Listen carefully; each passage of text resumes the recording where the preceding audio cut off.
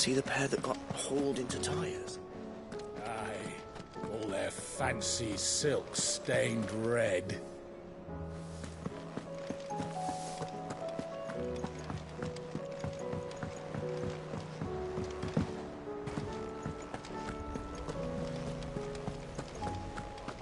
Did you see that? Tell me you saw that. What are you making them skies then? Your omen is what? How may I help you today, Clive? Is everything we've received and everything promised?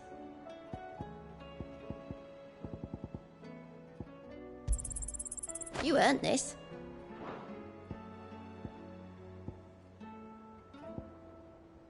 All done? I pity those in the village. There's talk of these skies driving men mad. Most of the hideaways on edge. Miss Archer.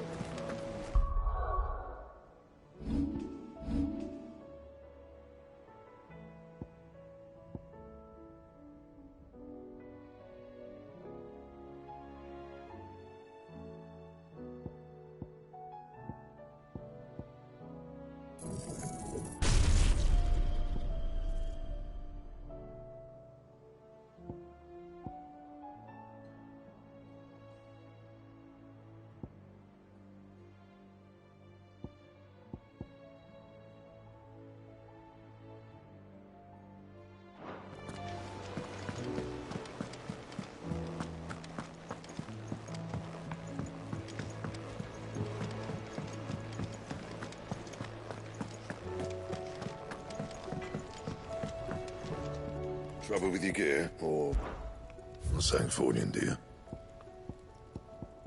And?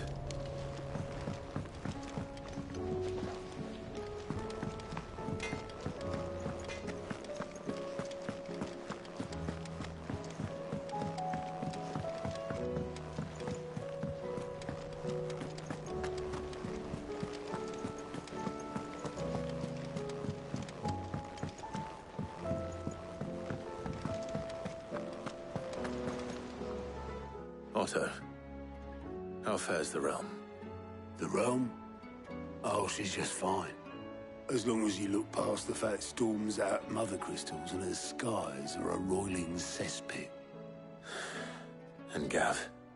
He's with your uncle in the Free Cities, helping Mid with her project. Sent an owl their way the moment the winds turned foul. Still waiting on a reply, though. Do you have any good news? Well, that depends on your definition of good. All right, fine. What do you suggest we do? Oh, no, I'm just the messenger. I leave the scheming to those more suited to the task. Could be that Lady Vivian and Old Tomes have their own thoughts on the current state of things. Could be that they don't. It certainly can't hurt to ask. I suppose not.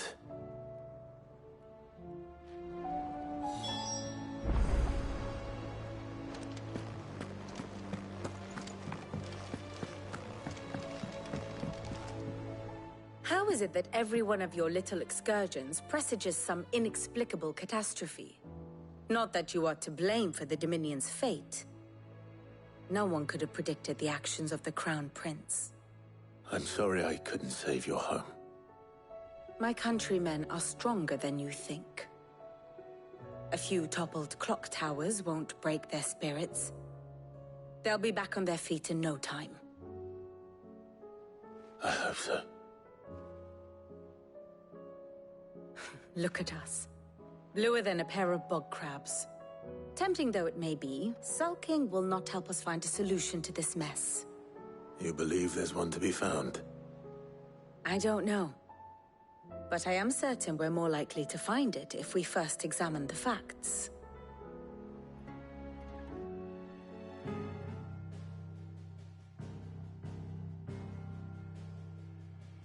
Beneath these darkened skies, fear and confusion reign over Valisthea. Oh, the lands around the fallen Mother Crystals had already begun to wilt for want of ether. But not like this. Crystals that filled wells and fueled furnaces, now nothing but pretty shards of rock. And those that hang from the people's necks cast nary a glimmer of light to keep the dark at bay. It is only a matter of time before the common folk convince themselves that the end of days is upon us. Yet I fear a swift end is more than we can hope for. While most of the world thirsts for ether, the remainder drowns in it, spawning Akashic in droves. And amidst the hordes of mindless beasts, with magics as like to fail as function, even the strongest nation would falter. Rosaria and the Iron Kingdom teeter on the brink of collapse, while the tragedy in Twinside has all but paralyzed the Holy Empire. Dhalmekia fares little better. Rumor has it the ministers fled the capital after the fall of Drake's Fang, leaving their beloved republic to crumble. Waloed, meanwhile, moves in earnest. The Einherjar has been sighted off Storm. The world, in short, is in chaos. It would seem our civilization was nothing but a castle of sand, to be washed away at the whim of the waves.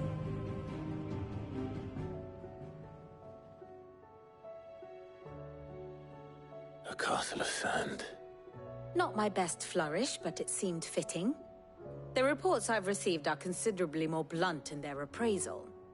Without the protection of their nations, it will fall to the people to defend themselves against those who would take what is theirs. Which is only ever going to end one way. Defending a farmhouse against a band of chocobo thieves is one thing, but pitchforks and palisades will do little to stall an army's advance. Should the King of Waloed deign to invade, there would be none to stop him.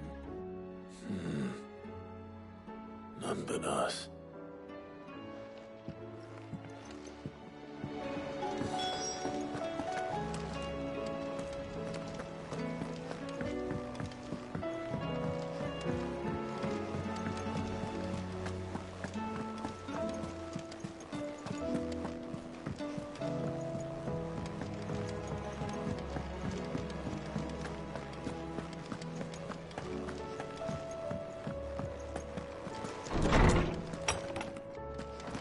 Is a storm coming, Sid? Will there be thunder? Let me guess. You're here about the skies. Is there anything you don't know, Lawsman? It doesn't take a court astrologer to augur the obvious. As for what has disturbed the heavens, that, I believe, is a question the Fallen might be better placed to answer than I. And on the 6th day did the gods tear the sun from the firmament, visiting darkness upon their prideful sons and daughters. But I dare say you remember your childhood lessons on the sins of Zemeckis only too well. You think they're connected? That Ultima was one of the gods responsible? Well, he has certainly exhibited powers that we mortals would associate with the divine. There is nothing divine about him. But he wouldn't be the first god of whom that could be said, now would he? Yet for all the fairy tales that tell of the sins, there is almost nothing in the way of actual historical accounts. Had I the Journal of Moss the Chronicler, I may have been able to tell you more, but alas, I fear all remaining copies have been lost to time. You will forgive me, I hope? Certainly not. Because there is nothing to forgive. Even without this journal, you've provided us ample wisdom. And we will always be grateful for it. Perhaps Otto will be more inclined to share his thoughts when he hears what the others had to say.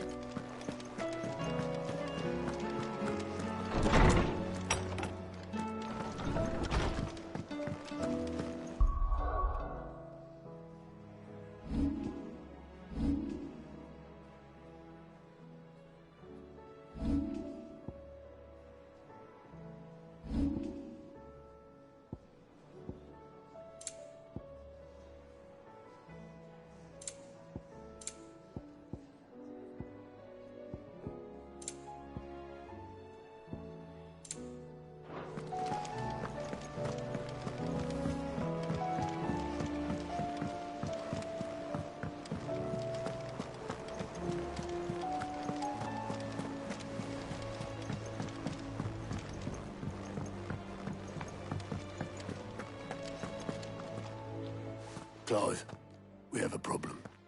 Only one. That would be a first. It would. Actually, there are three. We had as many owls arrive while you were at the shelves. Martha's got a Akashic out her gates, and talk of monsters roaming the hills outside of Northreach has put the wind up Isabel and her lot. And don't forget Dalimil. Lubor says the village was raided by bandits. When it rains... It fucking pours. The Cursebreakers are spread thin, taking stock of the damage in the Dominion. And even if I could get word to all of them, I doubt they'd get here in time to make any real difference. Which means... there's only two people who can. Jill and I. Let them know we're on our way.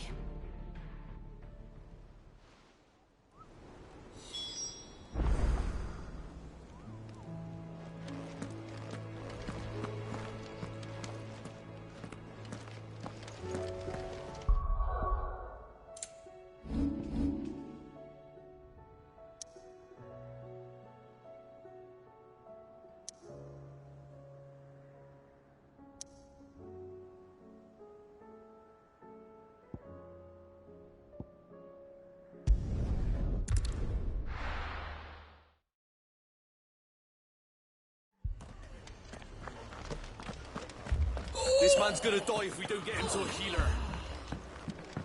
But all our beds are taken.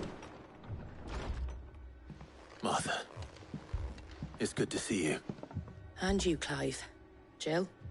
Otto said you'd been attacked by Akashic. What exactly happened here?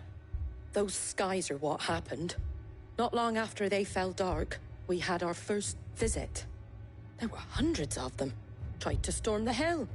Only a handful made it up here, but that was more than enough. The rest are still down there now. And while we have a few willing fighters holding them back, they're sorely outnumbered. What do you think, Clive? That we join the fight? I thought you'd never offer. Now, where I need you is the Fallen Gate. That's where the fighting is fiercest. Let the men know you've come to help. Something tells me they'll be pleased to see you. We're on our way.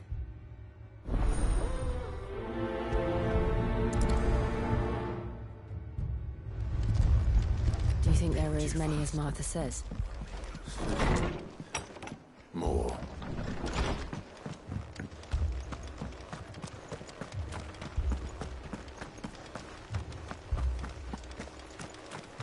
You don't think they've abandoned us, do you?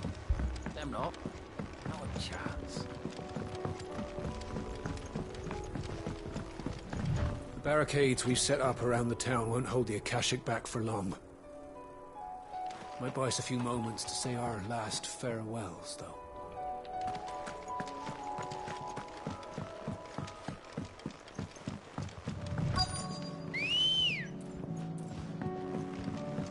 Let's go. Run like the wind.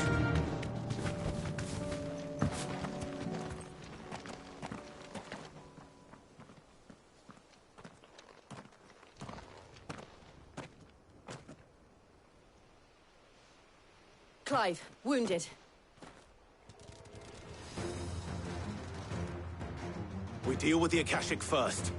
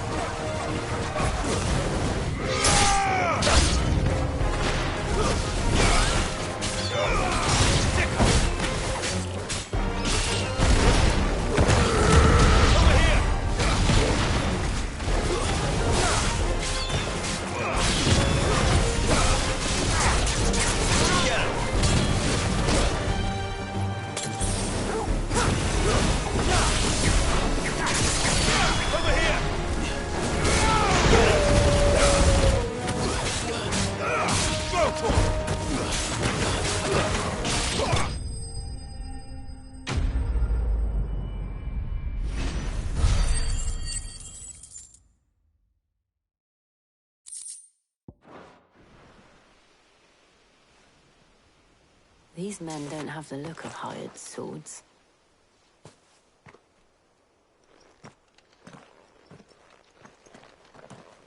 If you've come to rob this place... You are mistaken, my Lord Rosfield. We're here by Madame Martha's leave. How do you know my name? Forgive me, my lord. There wasn't time for introductions. We're with the Guardians of the Flame. Wade's men? But how did you come to be here? Where is your commander? Sir Wade left earlier with a scouting party to find out where the Akashic were coming from. Did he? Take your wounded back to the inn. Martha will see you're looked after. We'll join you anon.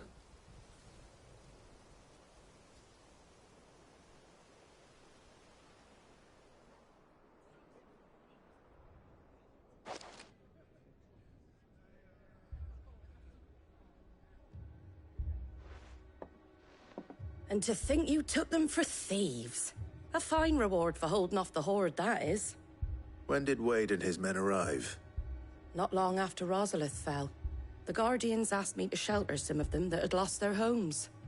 They were making ready to leave just as the skies turned, and we agreed it was best we stuck together. Martha! Trouble! The scouting party's almost at the lift, but they got a pack of Akashic snapping at their heels! And they got wounded with them! They're not gonna make it! Damn it all. We'll worry about them, Martha. You look after everyone here. If any can still fight, send them to the lift. I will. You two be safe now.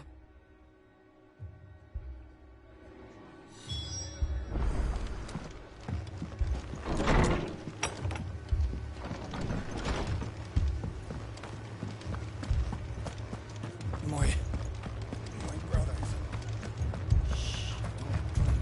Mad dogs. The lot of them.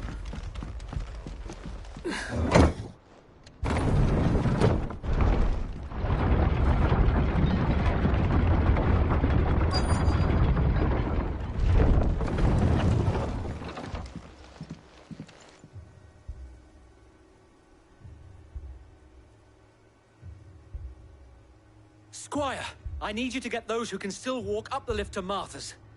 But what about... I didn't ask, Oscar. Sir. Sir Wade. Lord Rosfield. If you aren't a sight for sore eyes. Martha seemed to think you might need some help. And by the looks of it... We thought we could sneak by them. But we didn't know there would be so many. How could we have? Behind you!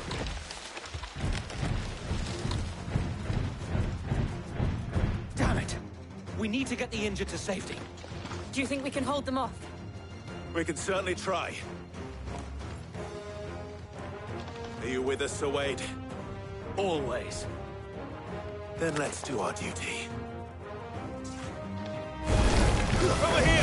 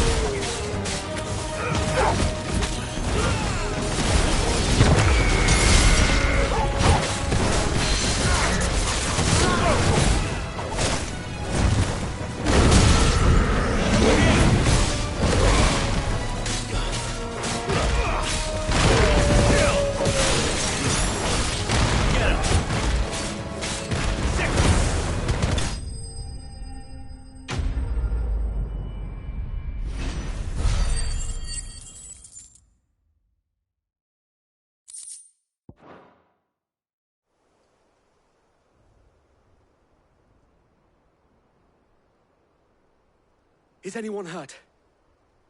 I don't think so. And yet again, you've pulled me from the flames. It's just a pity I keep walking into them. You've never been one to shy away from danger, Sir Wade. Like any shield worthy of the name. I see you're all in one piece. Martha! Is something wrong? The lookout saw smoke coming from down Eastpool way. Too thick to be a hearth. A second horde. Feel like finishing the job? Always. Jill and I will make for Eastpool. You'll need to move the injured without us. Don't you worry about them. The moment my men are safe, I'll follow. Good luck.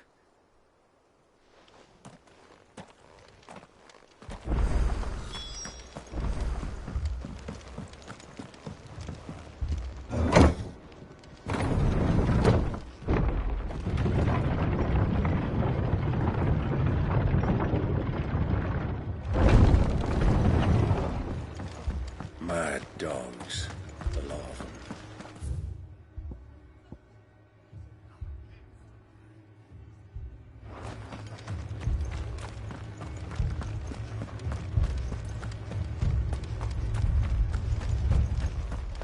This man's gonna die if we don't get him to a healer. All our beds are taken.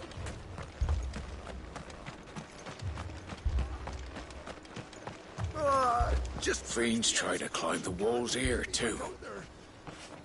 Founder knows where they're gonna show their ugly faces next.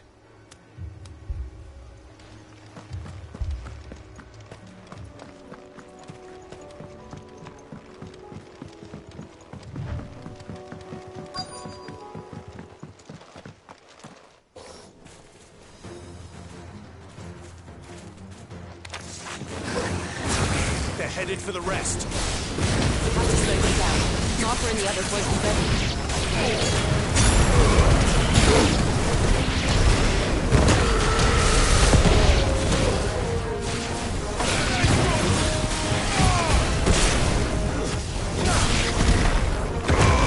Over here! Sick 'em! Now, Torgal! Get him! Attack! This way!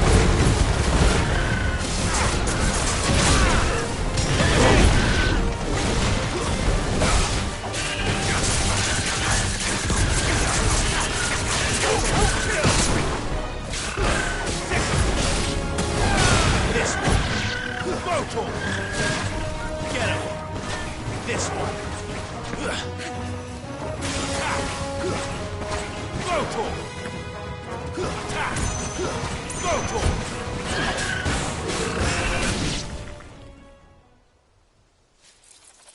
Something's coming! Apologies, my lord. Did I miss anything? Only the first round, Sir Wade. Shall we? Over here!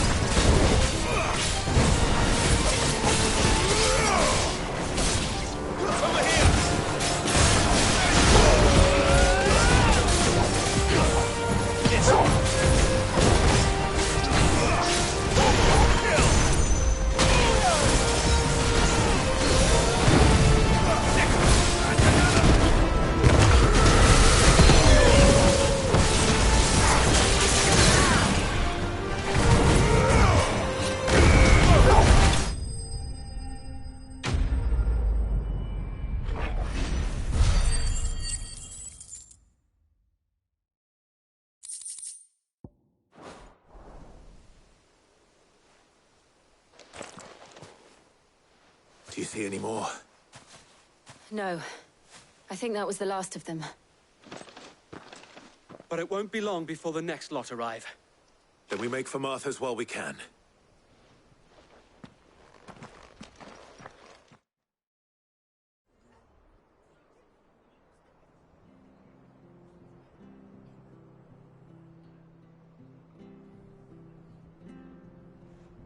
What did you find out there? The same as Sir Wade. Scores of Akashic. Well, wherever they came from, they're gone now. Our lookouts say the lowlands are clear. Hopefully we'll have enough time to lick our wounds. How many of your men were injured? A damn sight less than if you hadn't turned up. Thank you. It was a hard-fought victory. But as long as the skies remain dark, I fear the Akashic's numbers are only going to rise. It's not a matter of if the Horde will be back, but when. And whether that's sooner or later, we'll need to be ready. The inn here affords a good view of the land, and is easily defendable. I'd like to make this one of our outposts. What do you say, Martha? You'd have more men to guard the rest. Well, when you put it like that, of course they can stay.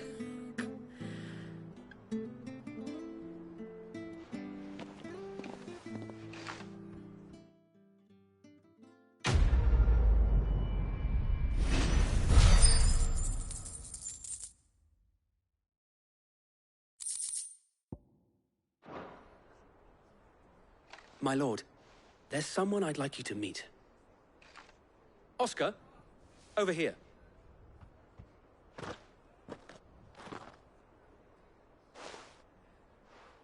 It is an honor to make your acquaintance, Lord Rosfield.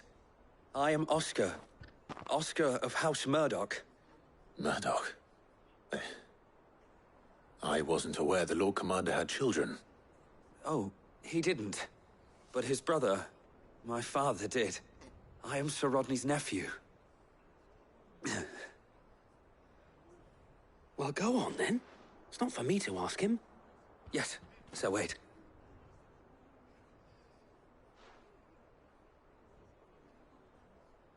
If it please you, my Lord Marquis, might you take me as your squire? I would learn the duties of a shield from the finest. I'm sorry to disappoint you, Oscar, but I'm a shield no longer. Nor was I ever the finest. And spending time in the company of an outlaw hardly seems a fitting education for one aspiring to take his oaths. My Aunt Hannah once told me that a man is not defined by his title, but what he does in its name. You have accomplished much since taking on the mantle of Cid, winning no little honor in so doing. And I would sooner serve under an honorable outlaw than an unworthy shield. Not that Sir Wade and the other Guardians are... I mean to say that, they're... It's all right. We know what you mean. There is only so much the boy can learn from me, my lord. But a squire... Would that really be so bad? You were a squire once. And I'm certain Sir Rodney would approve.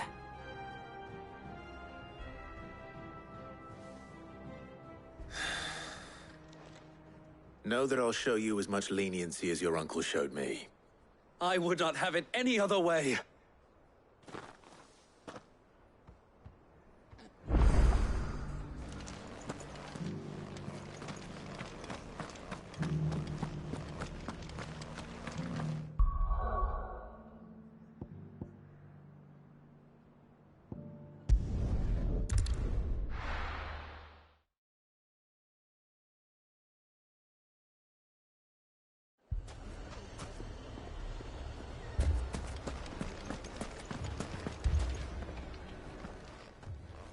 Cid! Your new companion appears much more formidable than your uncle. Should I be worried? You haven't been introduced. Jill, Clive has told me much about you. All lies, I'm sure. Your Stolas said that Dalimil has a bandit problem. Indeed. Although, you're a little late. They left with our food and guild days ago. Any idea where they went? The desert's a big place. Your guess is as good as mine. But the fact is, I have more immediate concerns. What did you say to me? What did you say? Ah, as if by magic. Let's just say we've yet to reach a consensus about how to solve Dalimil's little problem. And at this rate, it won't be the actions of the bandits which prove to be our undoing. it will be our own. I've tried reasoning with the dissenting parties, but even the Desert Hare has limits. Perhaps we could talk to them. What makes you think they'll listen to us? What makes you think they won't? She makes a fair point, Cid. And you won't have wasted much of your precious time if you fail. They're just across the courtyard.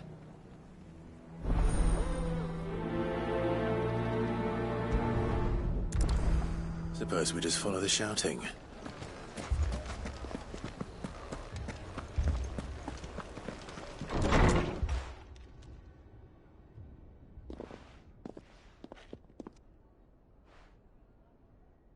You wouldn't talk like that if it had been your men whose throats were slit. Blood for blood, it's the only way. We hire mercenaries and have them mount the bandits' heads on our walls as a lesson to the rest. And what happens when those mercenaries are slaughtered like your men? Are you going to hire more? We're better off using that coin to buy food and supplies. If we hire mercenaries, the only thing we're buying is the bandits' ire. And you cannot fill empty bellies with that. Do you hear me?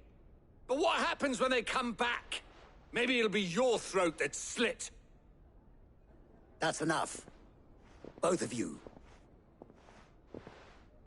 Any more of this and I'll throw you out myself. Come back when you're ready to talk like adults.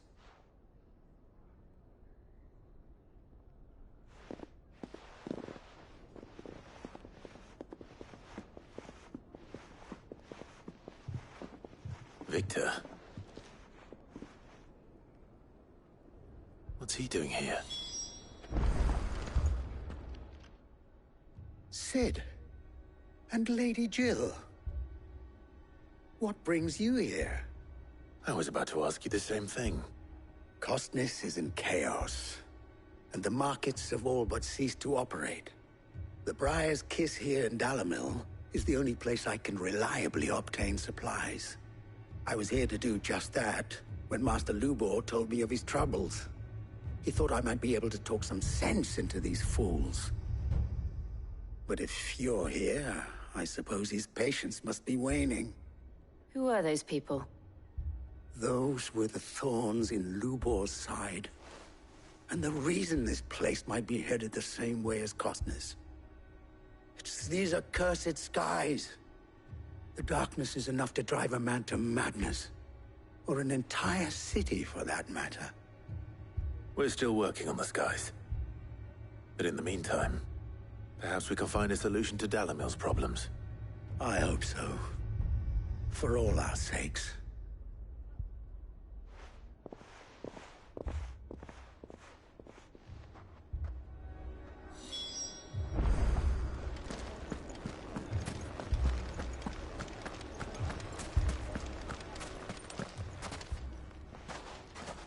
So, you see my predicament? What I saw was a room full of people who were angry and afraid. And with good reason by the sound of it. But if left to smolder, that anger and fear could set the entire town alight. My thoughts exactly. What to do? Both sides wish to protect their homes and livelihoods, if only they could agree on how. But as long as they are divided, we are vulnerable. And if there's one thing bandits like, it's an easy target. What would Cid the Outlaw suggest? Well, if it were my namesake, he'd let them choose for themselves, and be on hand to pick up the pieces when it all went wrong. That sounds like a recipe for disaster. A recipe for disaster is precisely what it is. But perhaps that realization would be enough to make them question the ingredients. While it's plain neither Conrad nor Natalie will countenance the other's proposal, it may still be possible to make them doubt their own.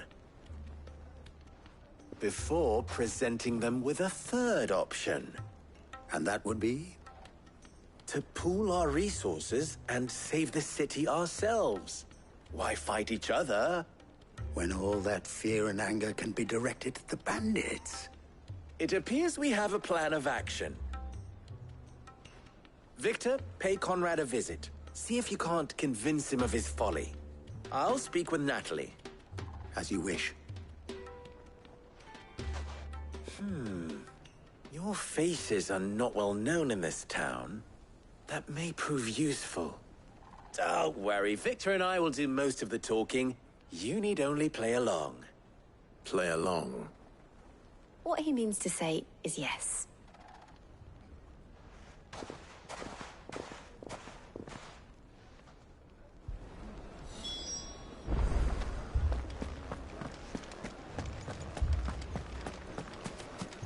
Picture it, Conrad.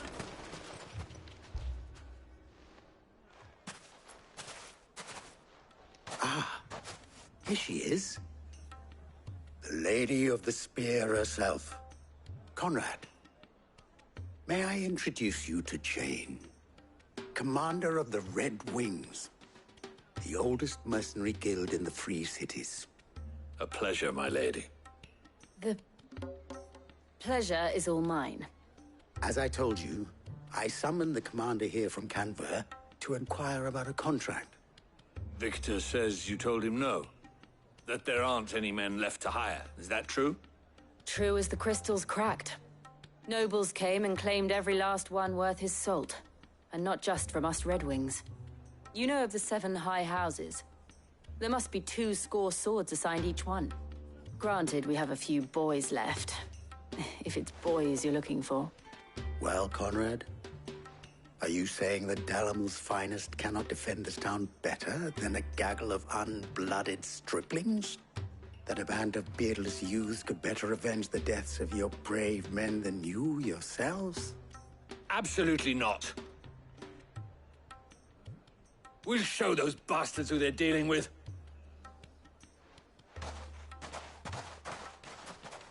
I can't believe that actually worked.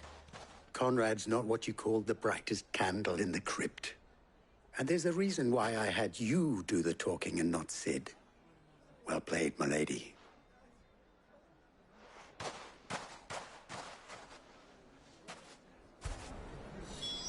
Then let us band together and show these brutes that Dalamil is not to be trifled with.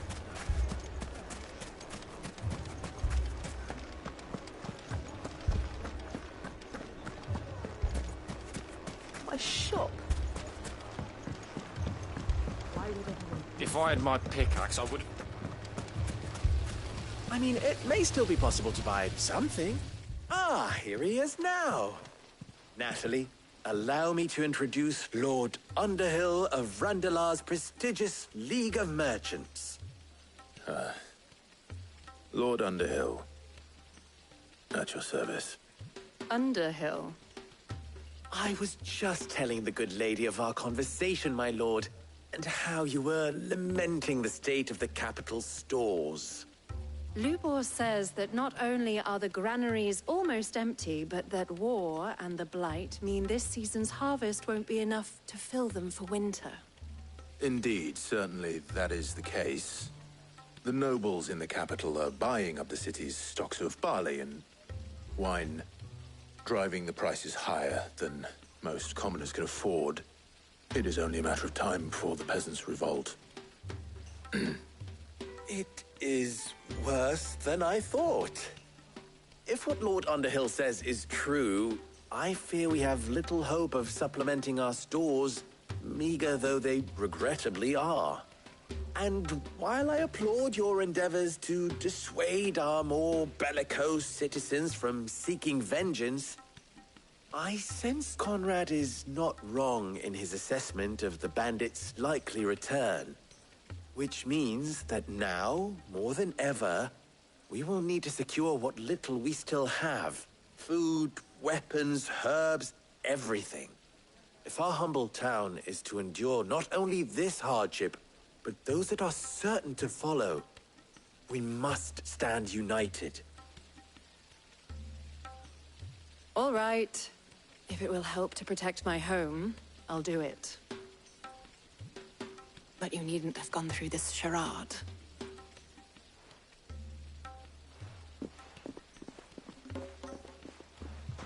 Thank you, Clive.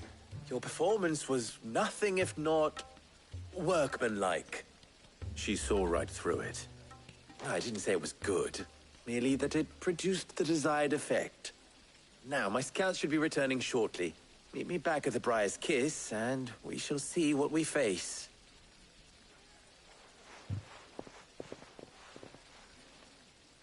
I'm not convinced our roles in this ruse were entirely necessary.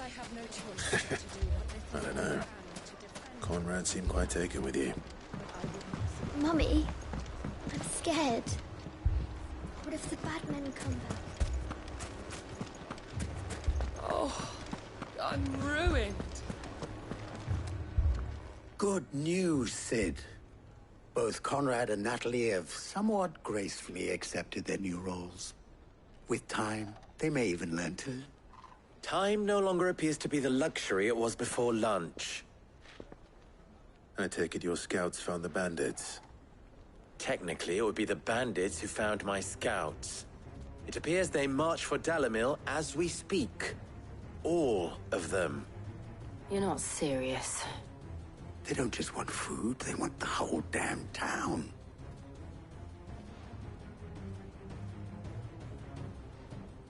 I have a favor to ask. I'm told the bandits march in 2 groups, one from the south and one from the desert, in a move doubtless intended to stretch our already gossamer-thin defenses. Very well. Jill and I will meet those from the desert. But what of the rest? The rest, my friend, the city shall fight. Together. Mistakes, I concede, are high. But if this does not unite Dalimil, nothing will. That is a lot of faith to put into those who had their hands around each other's throats but a moment ago. Then it will be for us to see that their hands are kept occupied. And I do mean us. I thought you might say that. We'll hold them off for as long as we can. And we will do the same.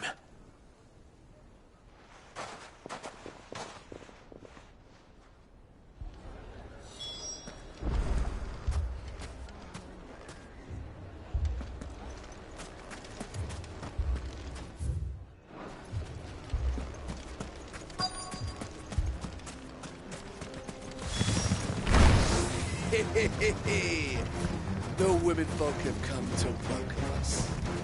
I'll take that one. These are yours.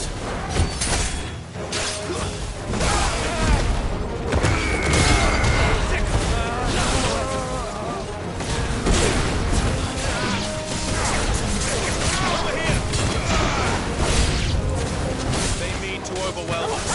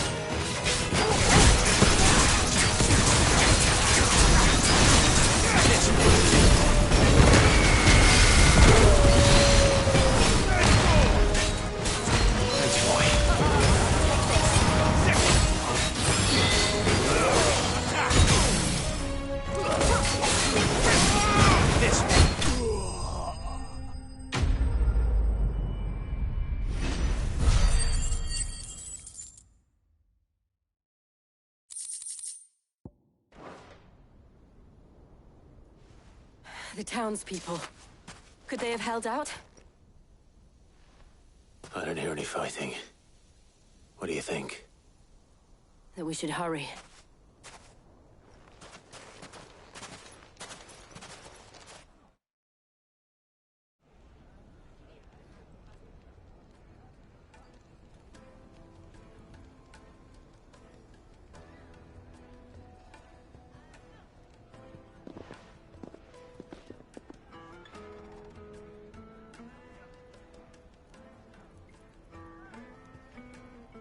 Natalie, I owe you an apology.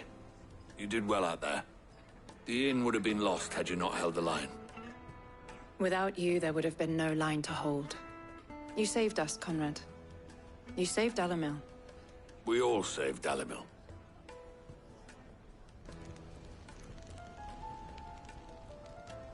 Conrad seems to have had a change of heart. I'd say they both have. I take it from your presence that our visitors from the desert won't be joining us either. Pity. The plan worked, Sid. Granted, it only took an army of bloodthirsty bandits at our gate. Calm now, Victor. Why quibble over the details? We are united, and that is all that matters. As for you, Sid, you fight considerably better than you act. I'll take that as a compliment.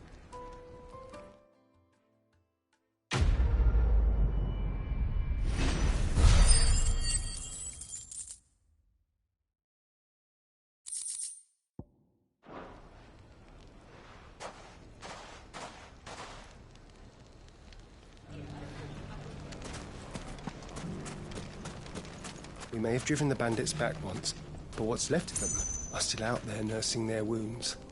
And their grudges. So our watch continues.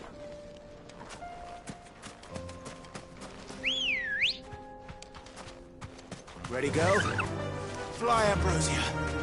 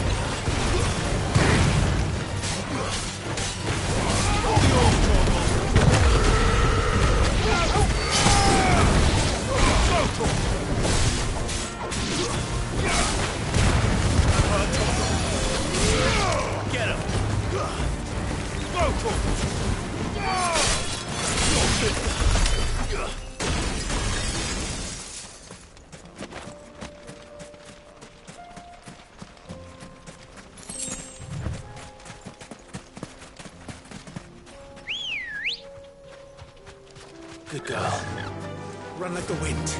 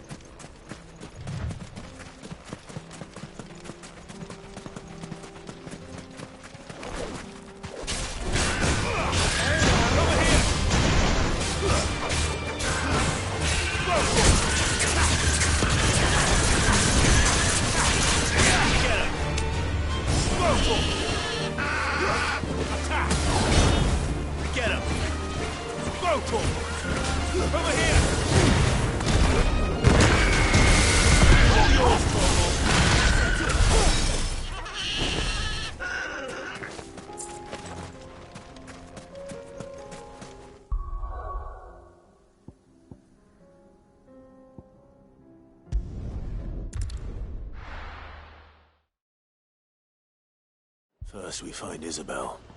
Heard a bloke saying he saw ghosts on the far side of the wall. I saw it with my own eyes. The whole of Oriflamme under a flood. If there are ghosts in the Royal Meadows, then why isn't a garrison dealing with them?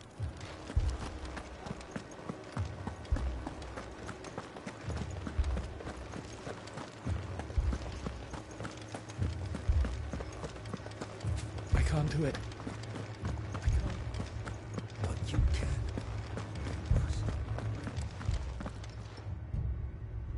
My lord. My lady. We received the dame's message. There have been sightings of strange creatures, I understand. With the blue eyes. Yes. Like a Kashyyyk, but different. They've taken so many. I've lost count. A Kashyyyk, but different. Ultimus thralls. And what of your mistress? Is she here? Oh, no.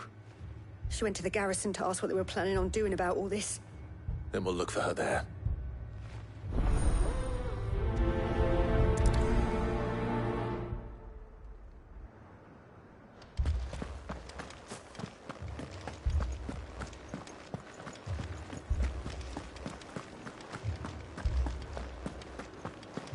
We could leave. The two soldiers were carrying another. He didn't have any legs.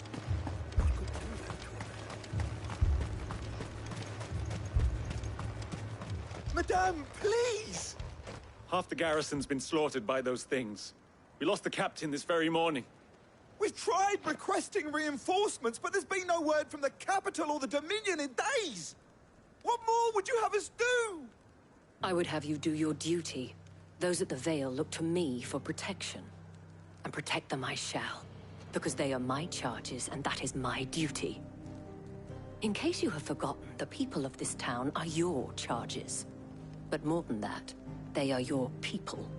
Your sisters, your brothers, your lovers. So you have a choice. Lay down your sword and watch as they are slaughtered, or take it up and do what is right. She speaks the truth, you know. This here, it's all we have. It's all that's left. What we have left is our lives! Do you really want us to lose them as well? Not if we don't have to. Look, there's a cask under the captain's bunk. Let's talk about this over a drink, eh? I'm listening. I'll have a word with him.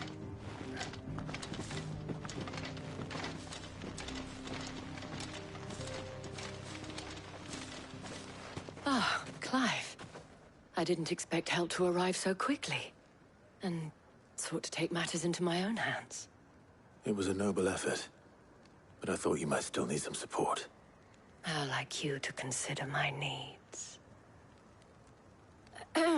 What we need to consider is where the creatures came from. The way the survivors speak of them, one would think they appeared out of thin air. And perhaps they did. It's hard to know what to believe these days. We'll talk to the survivors.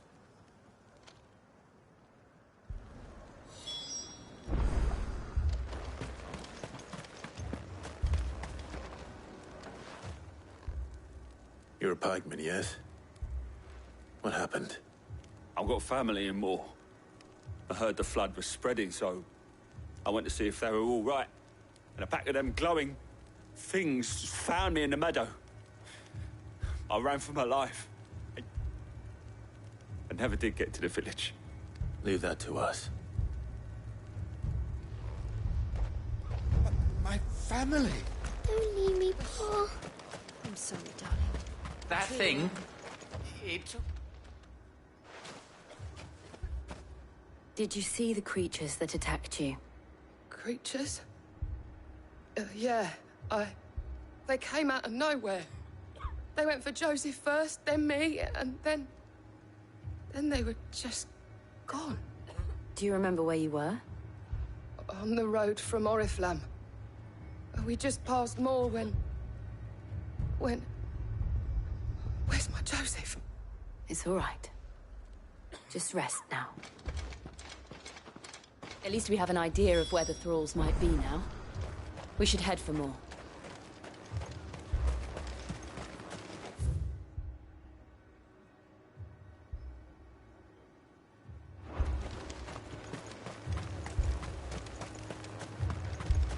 I assume you have a plan?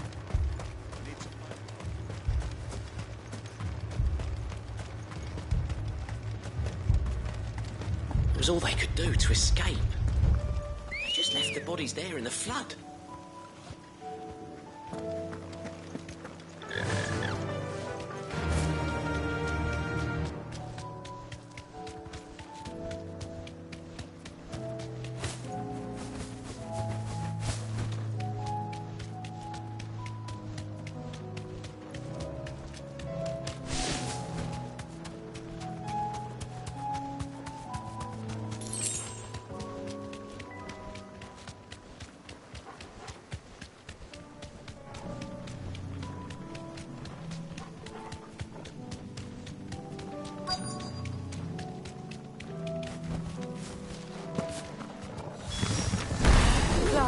Look! I see them. With me!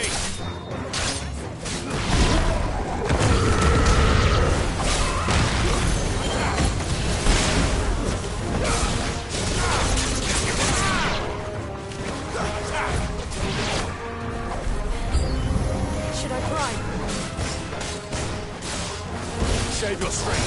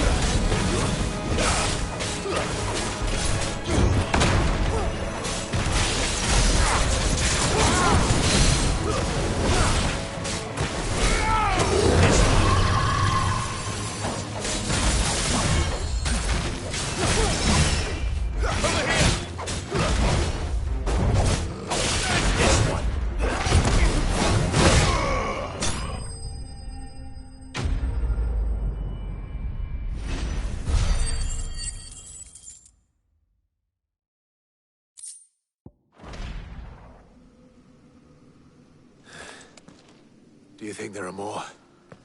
There are always more. But I'd say we've done what we can for the time being. Then we should let Isabel know.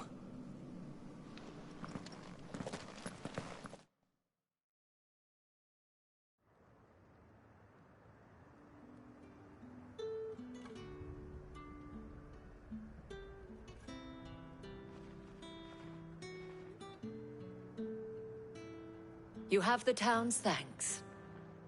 Don't thank us yet. There will be more. Many more. And you'll need to be ready for them. Oh, we shall. Isn't that right, Captain? Yes, milady. The garrison will be ready. Philippe here has convinced most of the men to remain at their posts. For now, at least.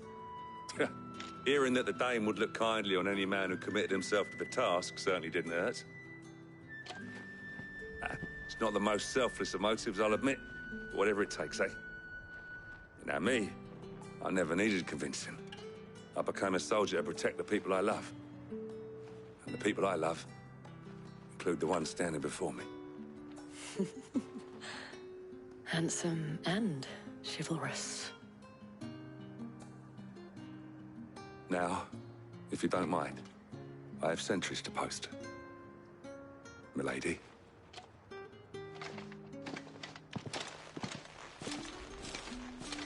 Lest you wonder, I'm not foolish enough to believe that this has solved all of my problems. But it has solved one, and that's one fewer than I had this morning. Thank you again, Clive.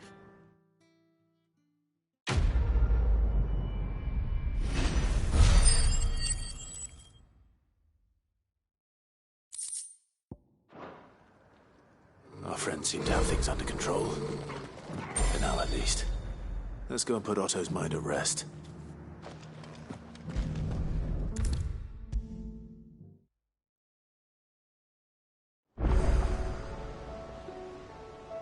Was wondering when you turn up. Had owls from all our friends thanking you for your timely intervention. How is it you always manage to arrive at just the right moment? Luck, I suppose.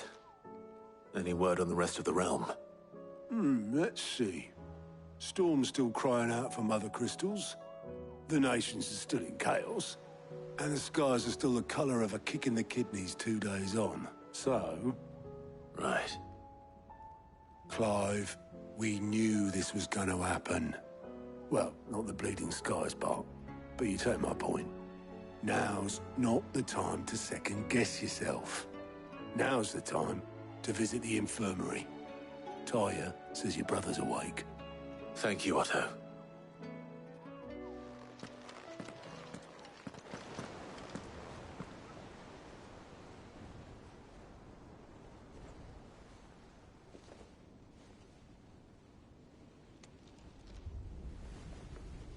So it was not Sylvester, but Olivier who served as Ultima's puppet. And when Dion learned of this, he sought to slay the fiend.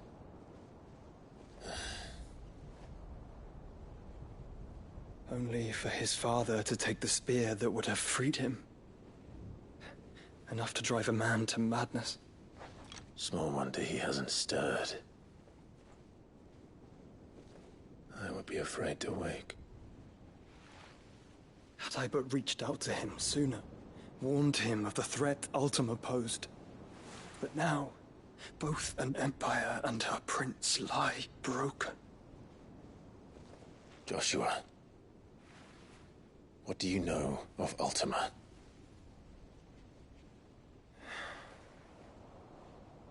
Very little, I'm afraid. Despite my best efforts.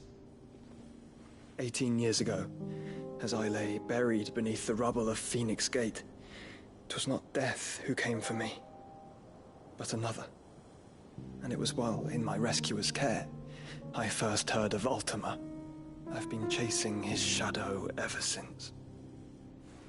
Ultima is driven by some deep, dark purpose, and for whatever reason, it would seem you are crucial to his designs. He will stop at nothing to have you, even if that means toppling an empire. But why me? What possible use could I be to such a creature? That is one of many answers that have eluded me. Yet, I am certain of this. It is not mere chance. You were chosen for a reason. All dominants carry within them the might of an icon. Nigh limitless power that is at once acutely limited. I wield fire, and only fire. And I only ice. 8 wardens for 8 elements. But you, Clive. You are different. You're special. Your abilities begin with the flames of Ifrit. But they do not end there. The fact Ifrit can even exist goes against everything we thought we knew of dominance. Perhaps Ultima has been waiting for one such as you, whose potential is truly limitless. I've encountered that thing several times now. If it or he, as you say, needs me, why hasn't he claimed me as he did the boy? Were I to hazard a guess, I'd say the two of you are somehow incompatible. His mind not properly attuned to your body. His mind? Mind, awareness, spirit, call it what you wish. But I believe Ultima to be an embodiment of the concept. This is why I struggle and fail to contain him here inside me. I'm sorry. Inside you? With every setting sun, I feel my strength wane. And though the Phoenix's flames mend the prison I have made for Ultima, they do so at a cost. We must find a means to bring an end to him before I meet my own.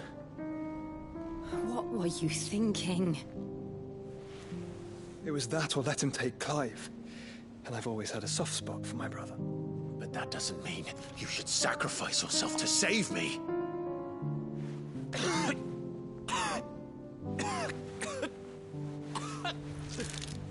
Joshua. Clive, it's Gav. There's an army of Akashic at the gates of Canver.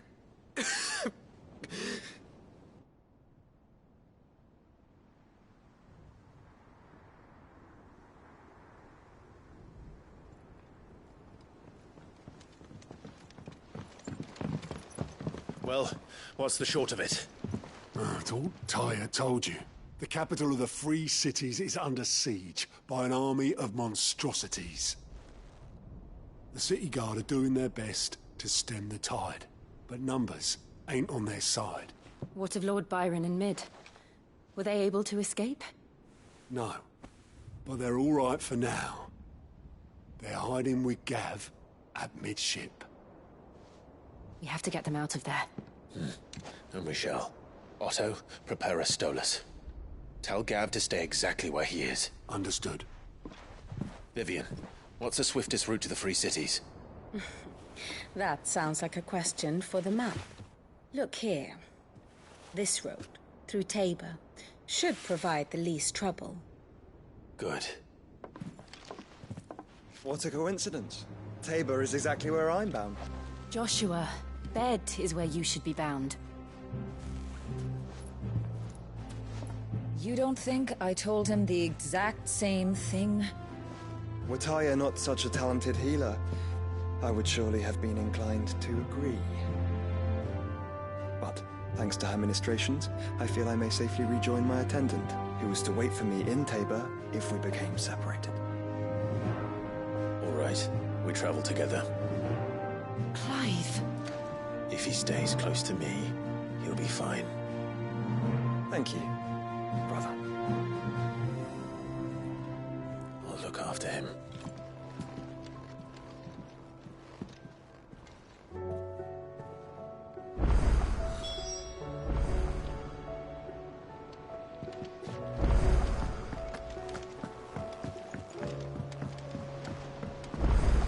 Did you see that? Tell me you saw that.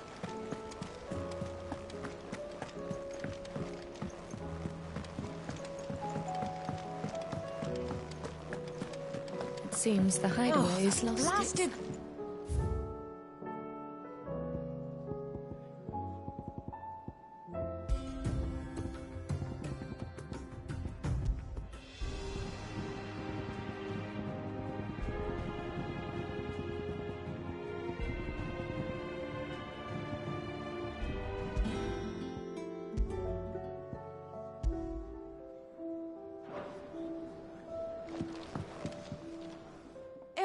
You put me in this situation, Clive. You can bloody well get me out of it.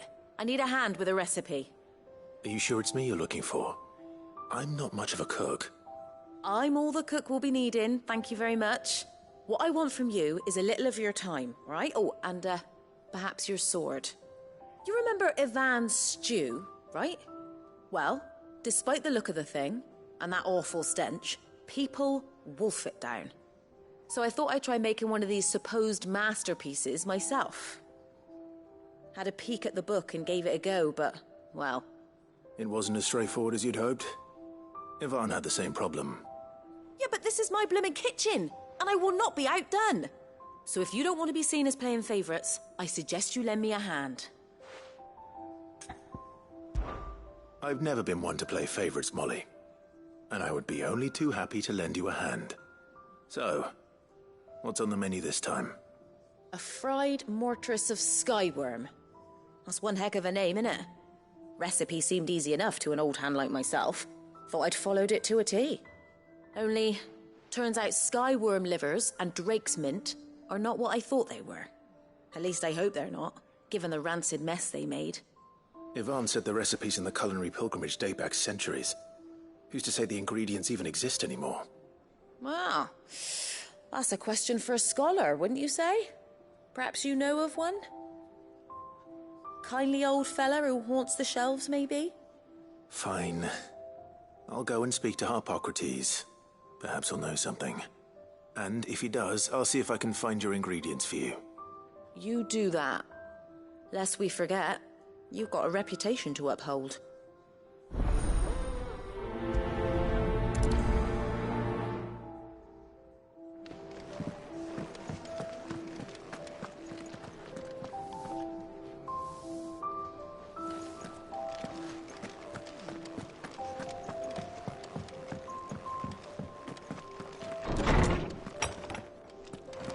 Is a storm coming soon? Will there be thunder?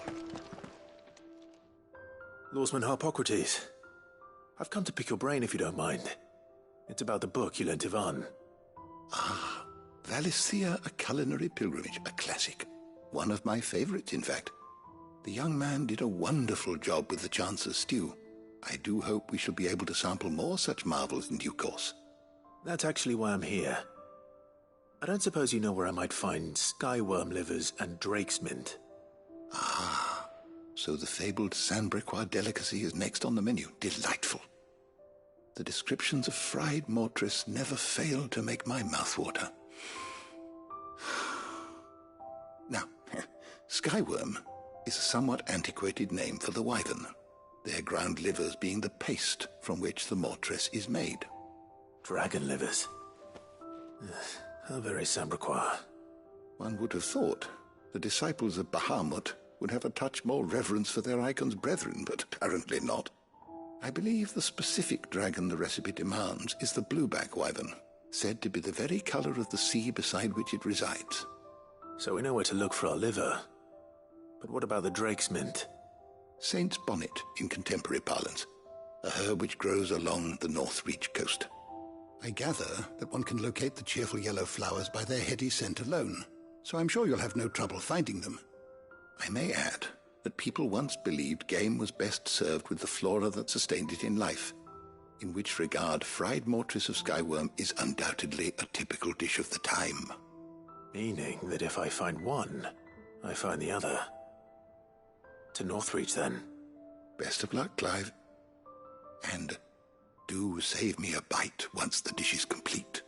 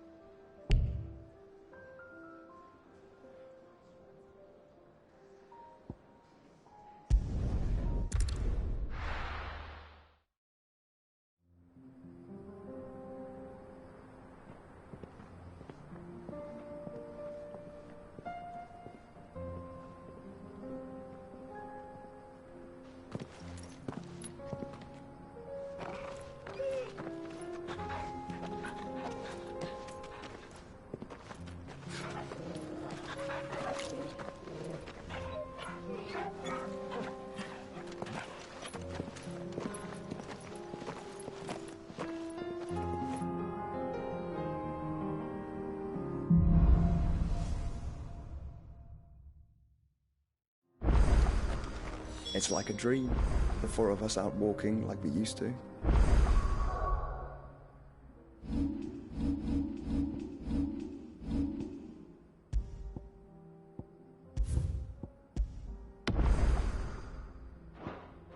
Enjoying this, are you? Gav and the others could be in danger as we speak. You're right. I'm sorry. Yotei will find the scout. If Cameron is attacked, she will already have begun gathering information. Tabor isn't far. We should pick up the pace.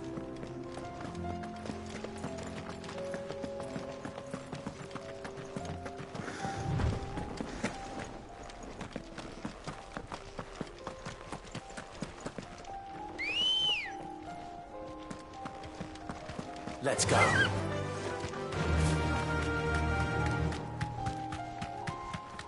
We can use the ruins to cross the ravine. Assuming they will allow it. The Echoes have a will of their own.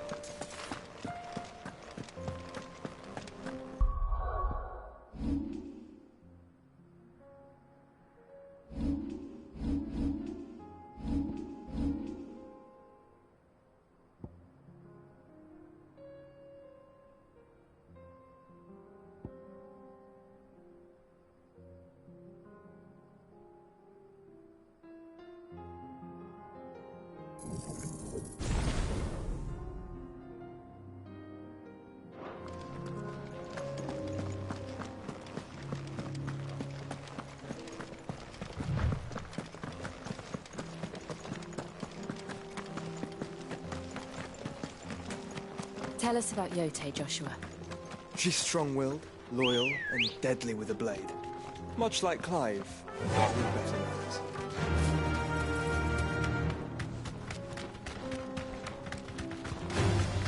Time to fight.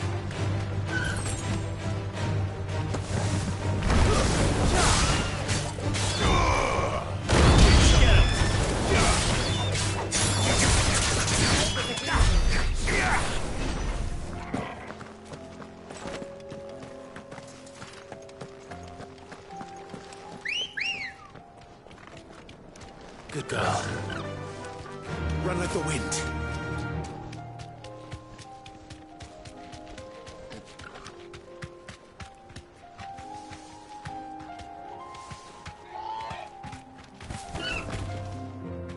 Be safe. I do. Where are you off to now, then? Bound for the Free Cities, perhaps? Oh, no need to say if you'd rather not. We all have our reasons. Ain't exactly feeling like sharing with strangers myself at the mo. Truth be told, I could do with a bit of inspiration. Don't know which way to turn no more. Was doing a roaring trade back in Oriflamme. Right up until the poor Drake lost her noggin. So, thought I'd try me luck in the desert. Then the Fang went the same way. And don't get me started on the mess in the bloomin' Dominion. Suppose I could try Camber next. But knowing my luck, the old place be crawling with the works before I'd even set out me stall. As I always say, where there's crisis, there's opportunity. The opportunity to mint Gil, that is. So, where to next? Is there any money to be made in Ash? Do orcs even carry Gil?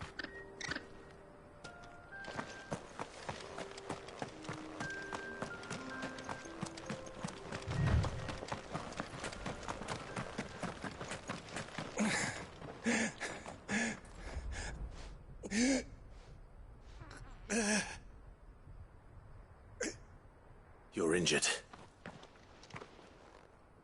What happened here? Where are your comrades? Ether flood. Up ahead. It swallowed our camp while we slept. My own men did this. Turned every last one of them. There's a village not far from here. Tabor. The people were kind to us.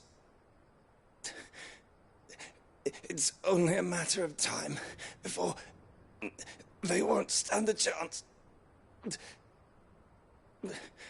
We can't let those monsters reach the...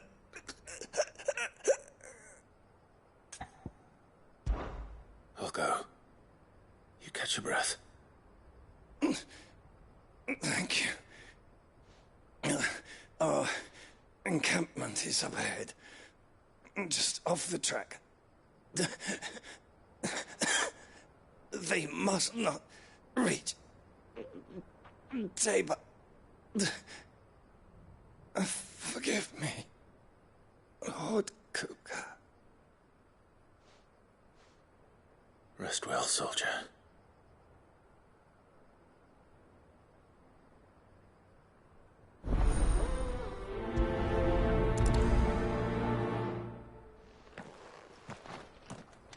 You said the encampment was close.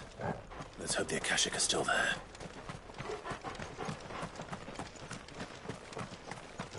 Another ether flood. They're everywhere now. We can't go around it. Then we'll just have to be careful. Right. Got here in time.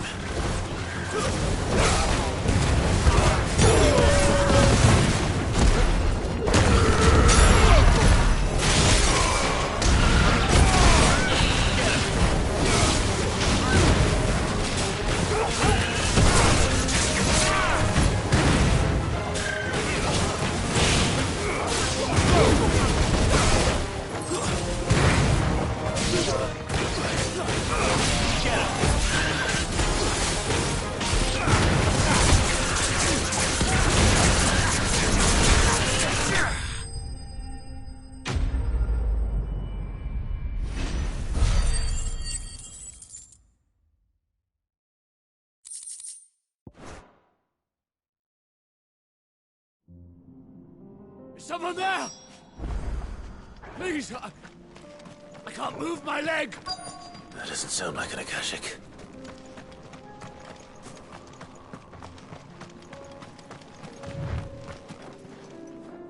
You're with the battalion? I am. I heard the fighting. Are the others? Taken care of. One of your brothers in arms told me what happened and asked for help. Another survivor? Where is he? Tell me. His wounds were too deep.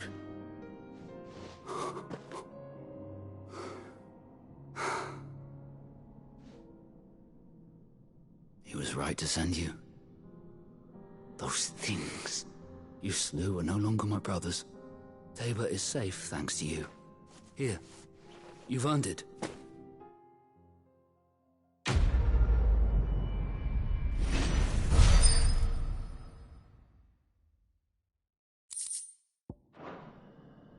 You seem familiar. Have we met? You must have me confused with someone else. Wait. That scar. Son of a whore. You're Cid. I was there, in Cosnes, when you killed my brothers. I was there in Rosalith, when you killed my commander! My war with Hugo Kupka is over. I bear no ill will toward those who followed him. And what of my ill will? Coward! Draw your steel. Lord Kupka shall be avenged!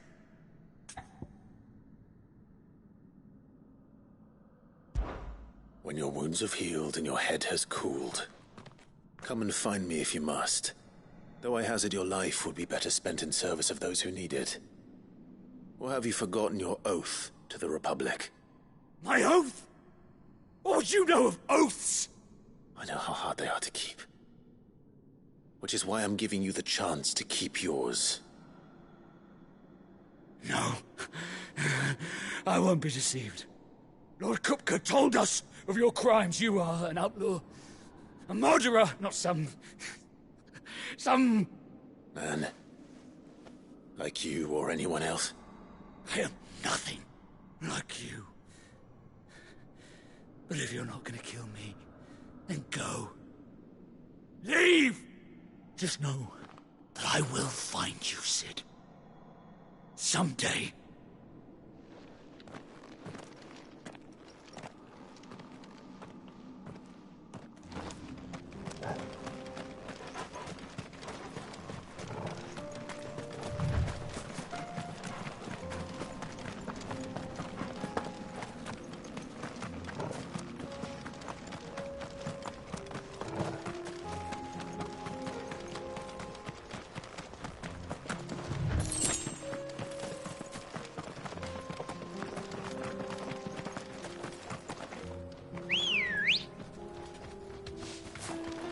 Come on. Yeah!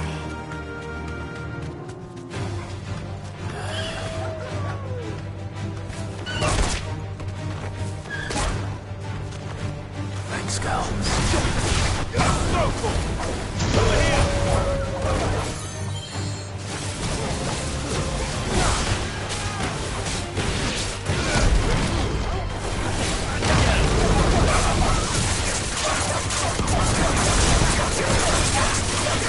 This one.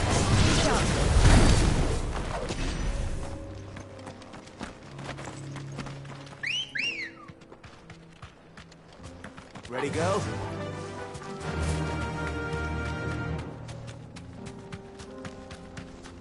We're nearly there. Have you been to Tabor before? There are a few places I haven't. That'll do, girl. Welcome, travelers. We don't get many visitors here in Tabor.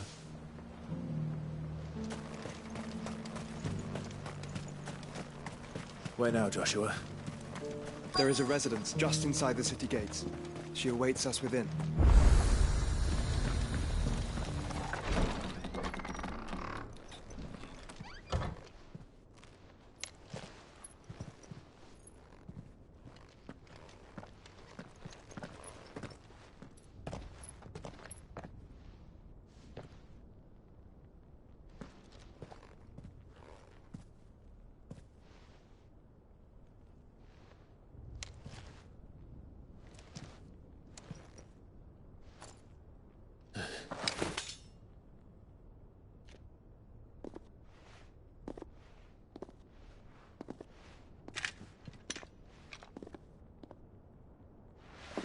My Lord Marquis, it is an honor.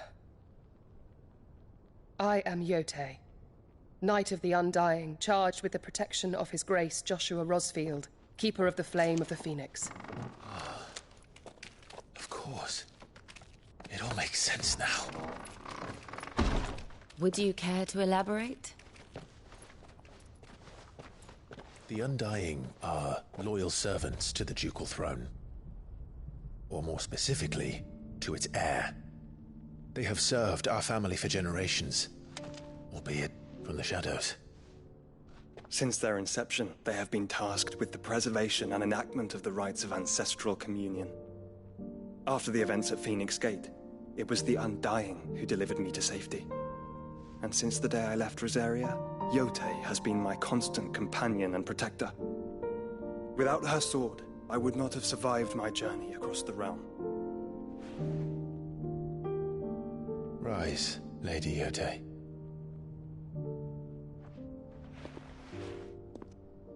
You saved my brother. I owe you a debt I can never repay. I but did my duty. Come now. Tell us what you've discovered. Your Grace. It is as you feared. The vessel we spied off the coast of the Crystalline Dominion on the night of her fall. It was the Einherjar. Beyond any doubt. The Black Galleon. Joshua, the Einherjar is the Royalists' flagship. What business would they have in the Dominion? Upon learning of Waloed's involvement in recent events at Drake's Fang, I sensed the malign influence of Ultima, and bid Yotei and the Undying look into the matter. We have reason to believe that the Black Galleon weighed anchor shortly after the fighting began, and set a course due south. For Canva. Then it is Waloed knights who besiege the cities. What is left of them, yes. And the Black Galleon sails at but one man's behest. Barnabas Tharm.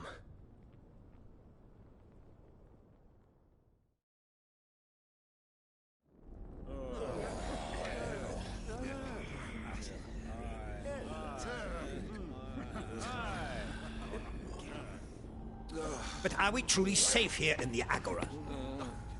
The city guard have been paid, if that's what you're implying. All the more reason for them to run. Well, you are free to leave, Lord Minister.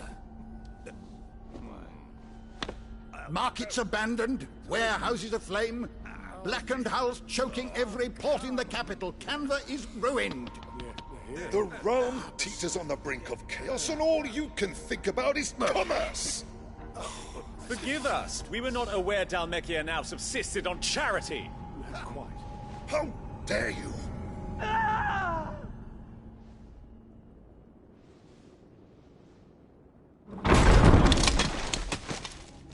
Distinguished members of the Council, you must forgive His Majesty this intrusion. What is the meaning of this? A trifle crowded, but I fear it will have to serve, my liege. Very well. My colleagues, do you not see? The King, he has come to save us from the Akashic.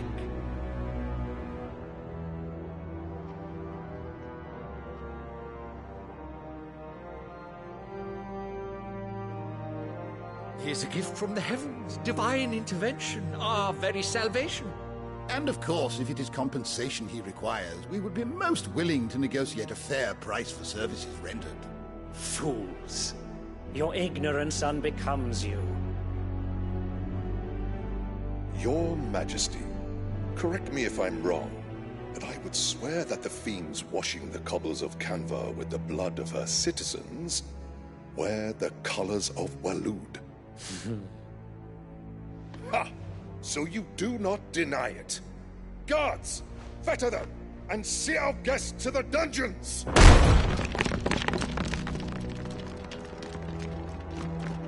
Enough.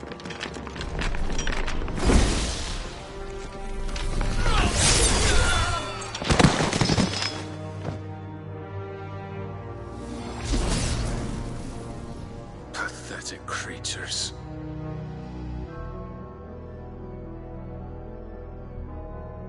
That you should imagine yourselves worthy of salvation. The girl is still here, somewhere in the city.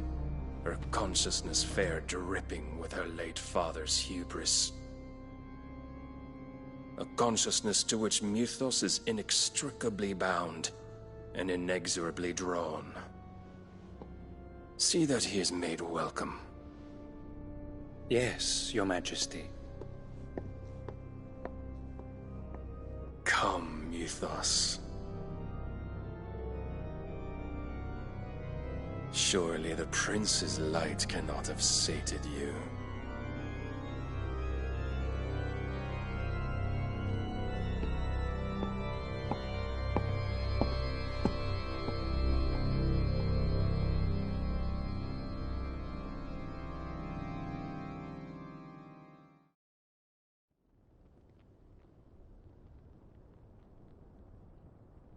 So then, how long has Waloed been under Ultima's control? How long indeed? Based on what we know of Barnabas's actions, I would guess some few years, mayhap more. But to what end? What does Ultima want? The tapestry. Show them.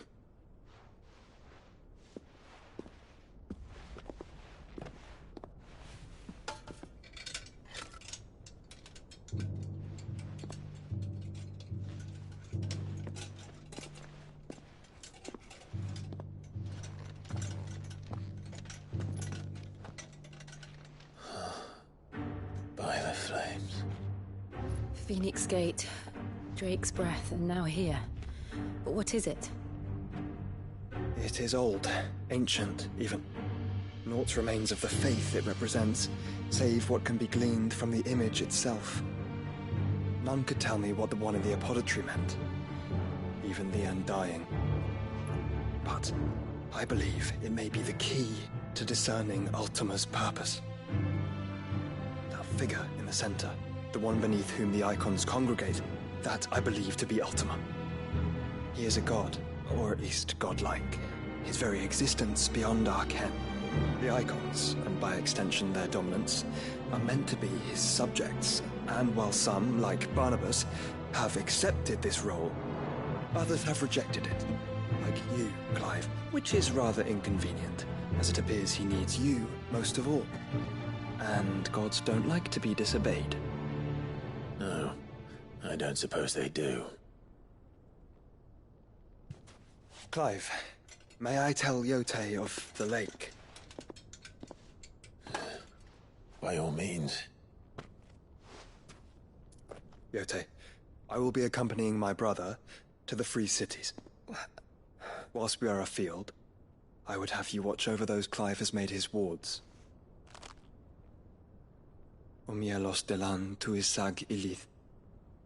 Though well concealed, the hideaway lacks trained fighters to defend its occupants should they be discovered.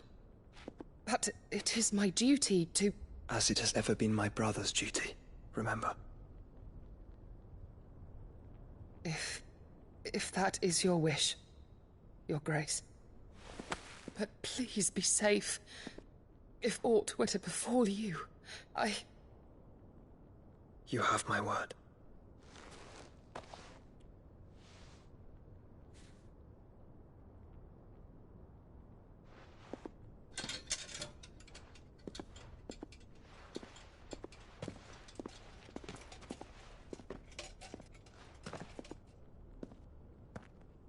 Farewell, my lord, my lady.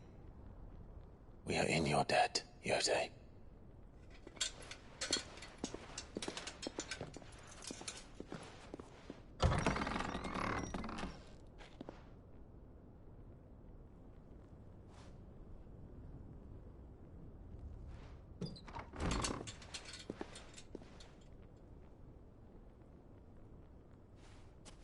Let's find our friends.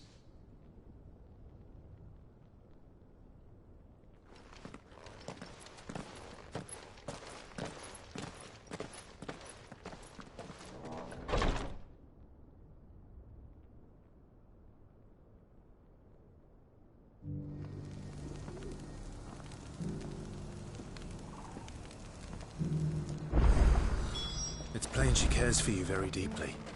And I her, which is why I had to let her go.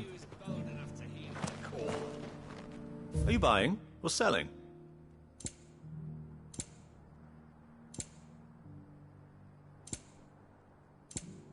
Come again.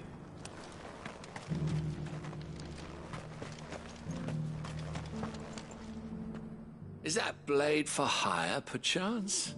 Because I have a mind to make a killing. Figuratively, I hope.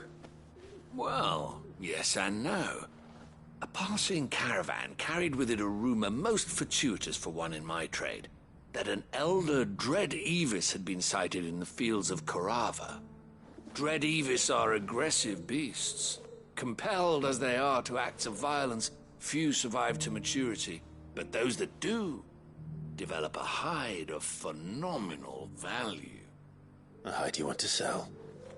Eventually, yes. Though I would have it tanned first that it might be crafted into marvels the likes of which the world has never seen. Dread Evis skin is a rare thing indeed.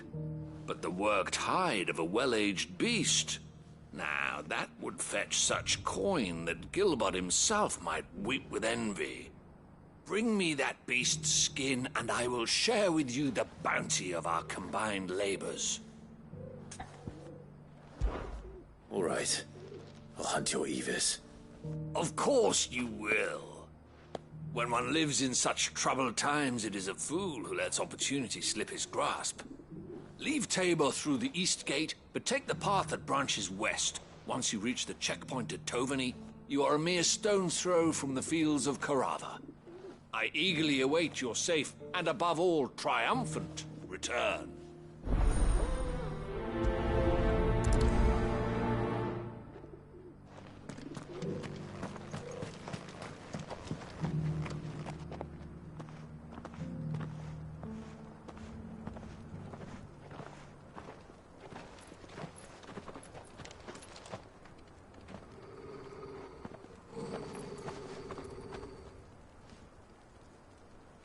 Cyril.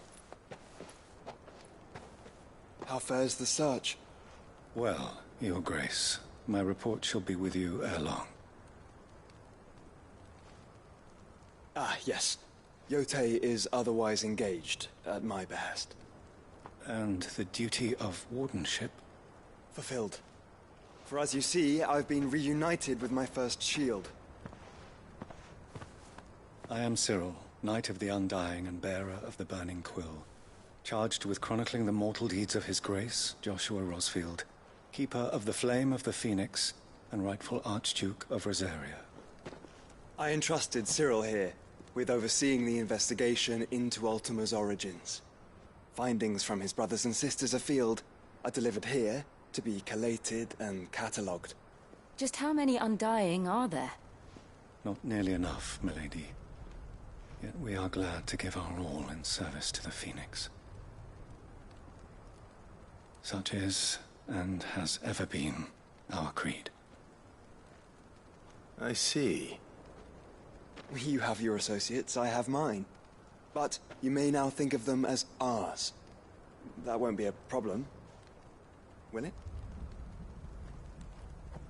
The Phoenix is our sun, and we but the shadows that quicken in his radiance. It is from the darkness that we serve, both him and now you.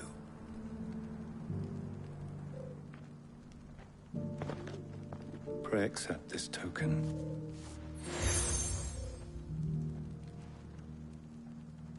For as long as you bear it, members of our order will reveal themselves unto you, if there is nothing further. No. You are dismissed. Your Grace.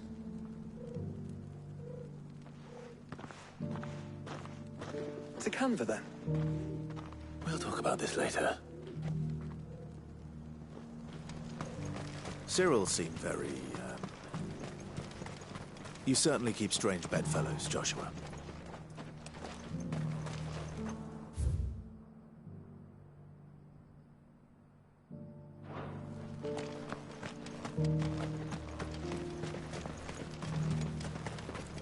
Ah, Lord Rosfield. I'm afraid I cannot stay to talk. I must leave to collect the reports of our spies in the field. Now that you wear the Phoenix down, our brothers and sisters will no doubt reveal themselves to you too. Farewell, my lord, and may the Firebird's flame burn ever in your heart. The free cities under sea?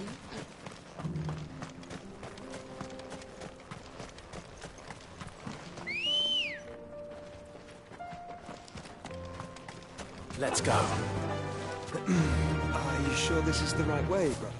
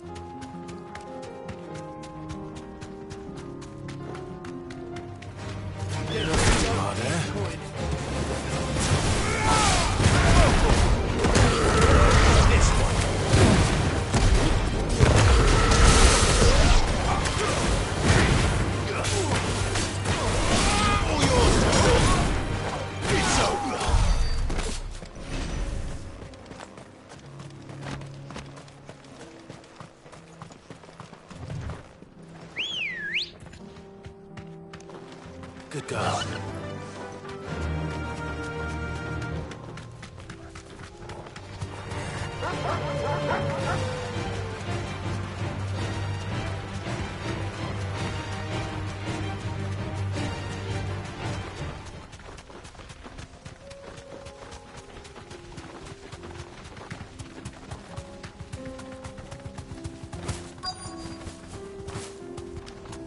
Company.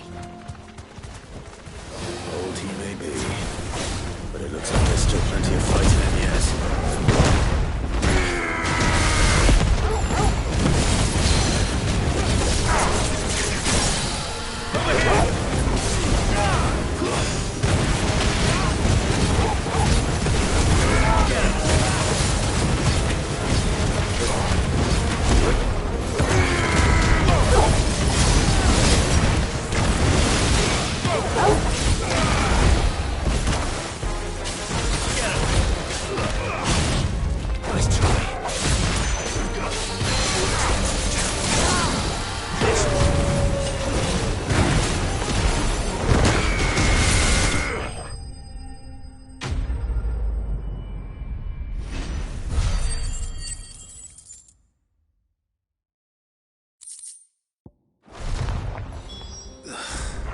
This thing reeks.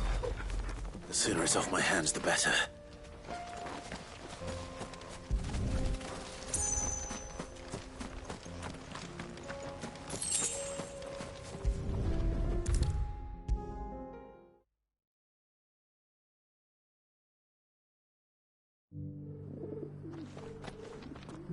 Here's your hide, as requested. I worried you might never return. Quickly, let me see it.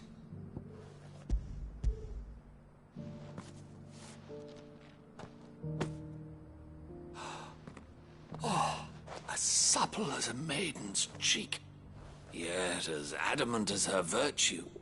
This is everything I had hoped for, and more. Clearly, my trust in you was not misplaced. You must be a hunter of considerable talent to have bested the beast with nary a scratch. Join me as my honored partner. With my means and your might, we shall be as wealthy as the merchant kings of Zemeckis. I don't plan on making a habit of this. I'm busy enough as it is. Very well. Though I believe fate had a hand in our meeting, it would be unbecoming of me to beg. Do not allow me to keep you from being about your business. Here, for the hide.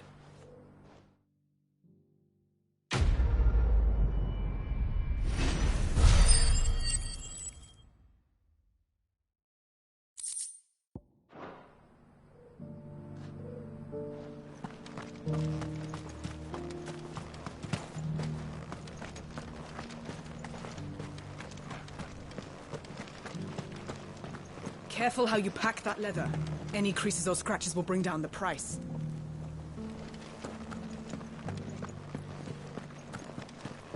You there, the strapping lad with the sword.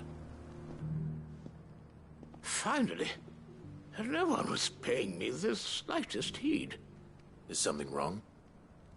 At the university, the students would hang on my every word. Sadly, this far from home, I'm just a vagrant greybeard. The university? You're a scholar. A specialist in ancient cultures. The most accomplished in all Valisthea, some have said. Not that I look the part in these tattered rags. In my heyday, no obstacle could have kept me from my studies. Yet here I am, a wizened windbag, bested by the many steps of Tabor. The answers I seek lying just beyond my enfeebled reach. Would you do an old man a kindness and brave the stairs in my stead? You'll be amply rewarded, of course. Climb the stairs and... And memorize a few inscriptions for me. Assuming you know your letters, that is. Some courteous soul is rumored to have carved clues to Tabor's rich history into stones dotted about the village. 3 of them, to be precise. 1 each to the north, south, and east. I'm here in the hope that those carvings might shed light on a riddle I've been pondering for some time. Namely, the otherwise undocumented origins of Tabor's unique people. People quite unlike those of neighboring lands. I can't promise I'll remember everything perfectly. Remember what you can. I'll piece together the rest. Make for the domed pavilions, and you'll have no trouble finding the stones.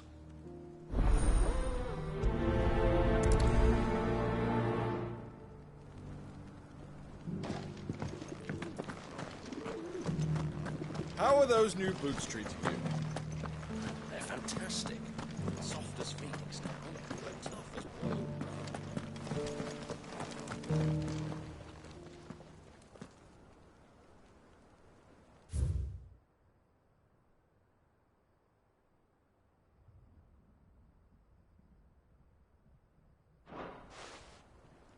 No history would be complete without mention of the Mother Crystals. Why won't the sky go back to how it was? I don't like it. So it's these stones to Canva, and the rest of the boxes to Galaman.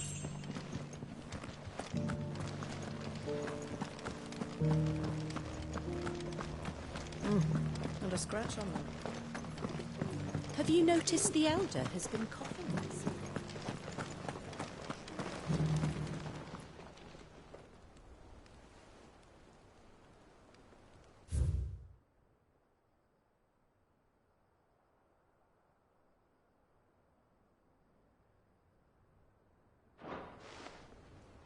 What golden plains might the Wanderers have called home, I wonder? Mummy made a pottage from it. Sounds delicious.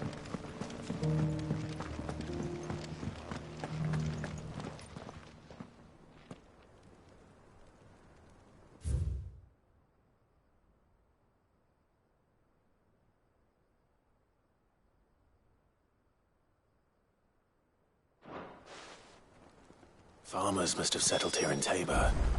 I should speak to the old scholar before I forget everything I've read. The engravings were in good repair considering their age. Oh, would that I could have seen them for myself. Come, don't tease me now. What did you learn of this place and its people? Let's start with the engraving to the south, shall we? What did it say?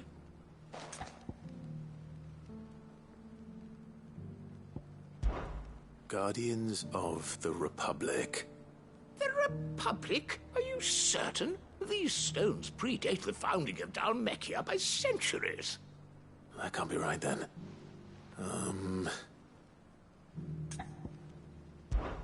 Guardians of the Crystal. The first stones of Tabor.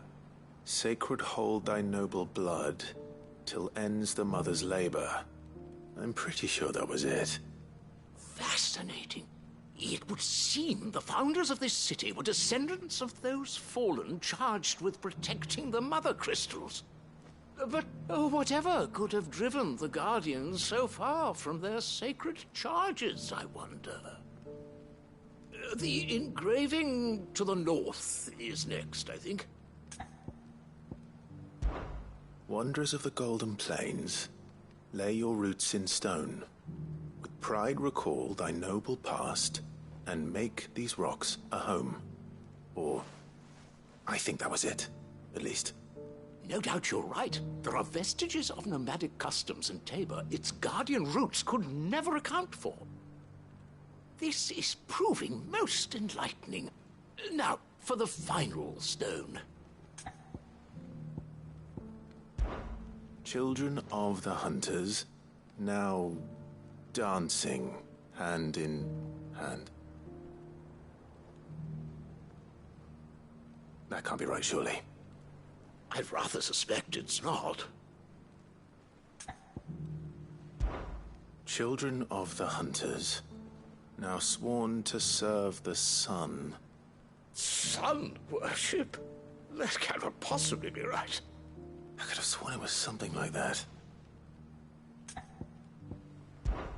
Children of the Hunters, now tillers of the land, reap her promised blessing and give praise her gracious hand. That's all three. And so, we add primitive farmers to Tabor's founding peoples, the final piece of the puzzle. 3 engravings, one for each of the 3 peoples to have settled Tabor in ancient times. Guardians of the Mother Crystal, wanderers from across the plains, and last but certainly not least, hunters turned farmers. Little wonder it was so difficult to trace the roots of Tabor's culture. Those roots reach down through 3 distinct traditions. Nonetheless, one cannot help but wonder why this fact is not better known among scholars, given that the stones stand here for all to see. Too many stairs, perhaps. Ha! Too many by far. Here, and thank you.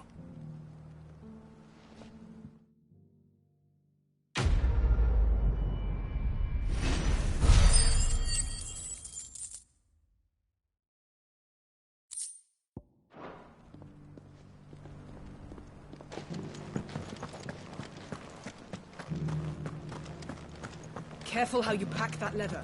Any creases or scratches.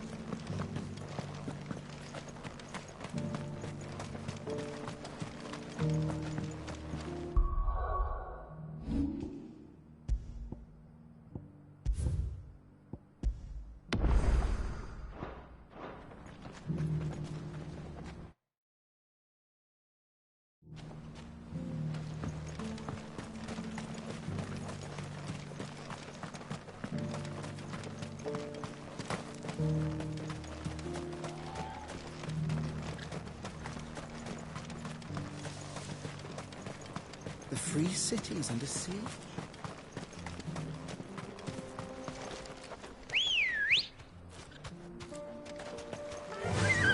Yeah!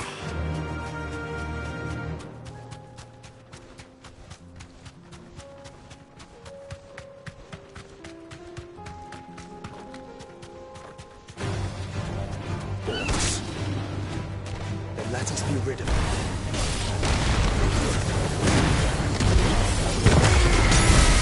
All yours, Torvald!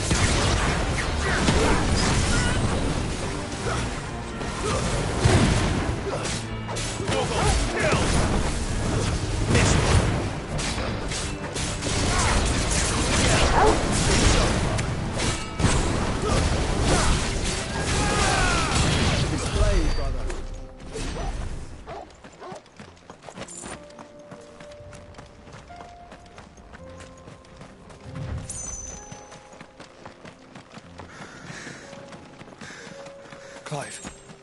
Smoke. Is the city fallen?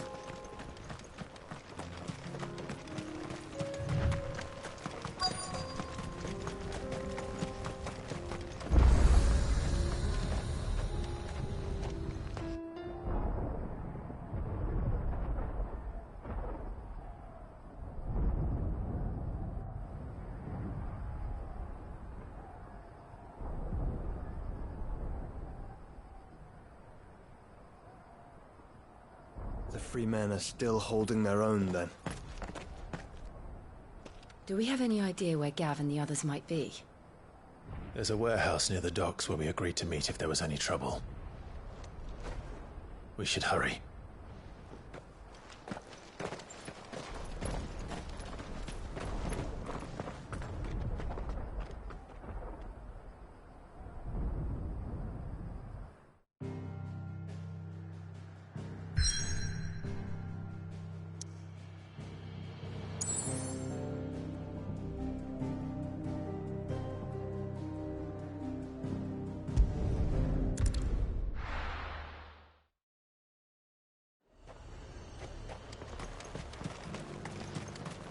I got peppers to numb your tongue up. There were ghosts at the gates, not Daisy. You needn't fret. The creatures...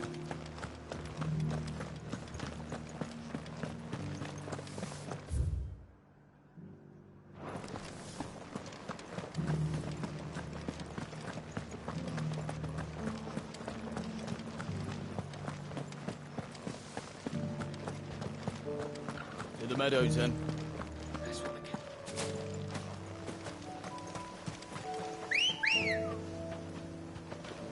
Ready, go? Faster!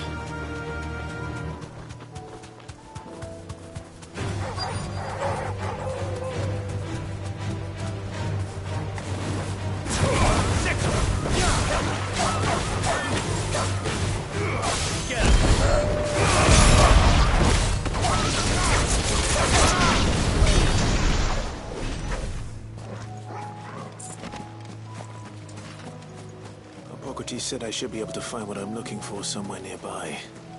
Bright blue dragons and bright yellow flowers. Should be easy enough to spot.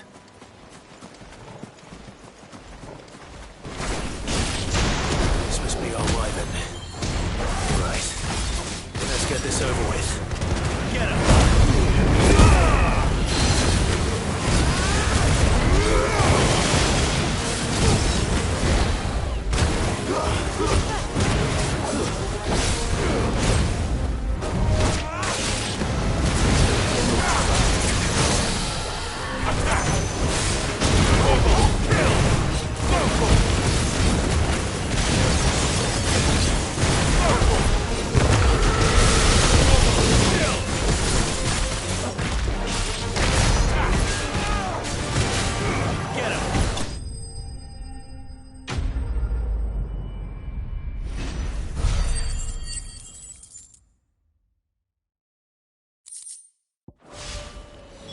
That's the wyvern's liver. Now I just need to find the herbs. Bright yellow with a heady scent.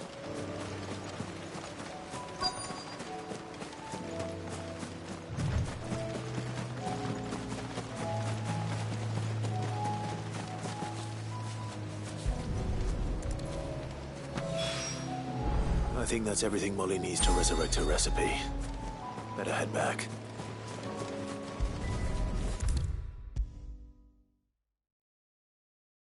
Seems the hideaway's lost its appetite.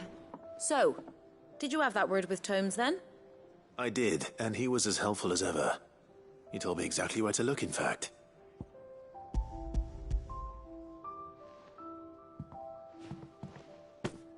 And what precisely will I be cooking up? Or is it better not to know? Blueback wyvern liver. And, a herb known as Saint's Bonnet. Ah, wyvern livers, was it? Well, at least it weren't actual worms, I suppose. Now then, you stay right where you are. I've got some cooking to do. Let's hope these grand old chefs of yore knew what they were on about.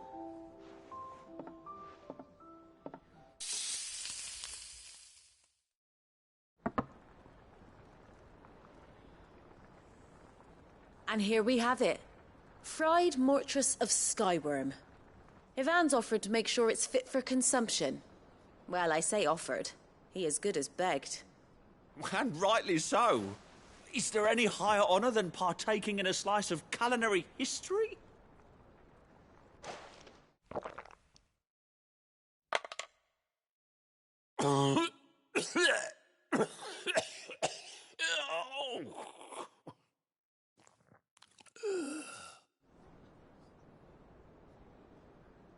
So, not fit for consumption then? What witchery is this? The crackle of the crust gives way to an almost violent richness. Yet, it is the piquant kiss of the saint's bonnet that tames this savage dish. It is a tour de force. A force of nature, even. A maelstrom of flavour and sensation. A graceful beast emerging from centuries of slumber. I think he likes it. Well, I can't quite tell with all that nonsense he's talking. But I reckon you might be right. It was decent then, I take it. Decent? It's remarkable. And I defy any man to say a word to the contrary. Sid, might I suggest that you command a party of your finest men and women to procure a dozen blueback wyverns forthwith? I'll give it some thought.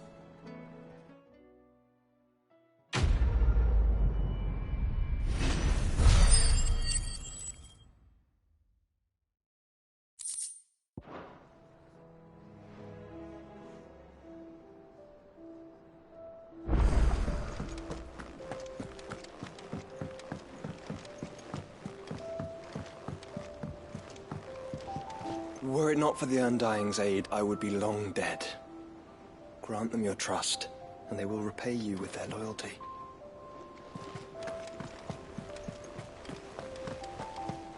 Did you see that? Tell me you saw that.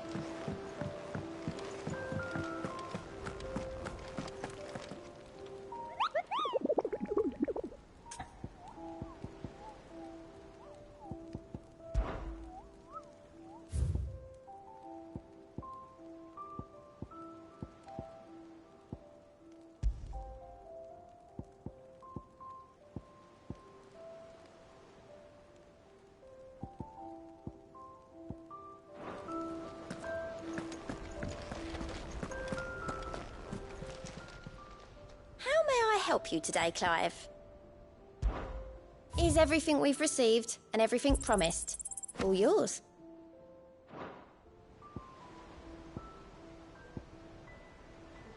Best of luck out there, Sid. Fancy a look at the list, do you? Quick look.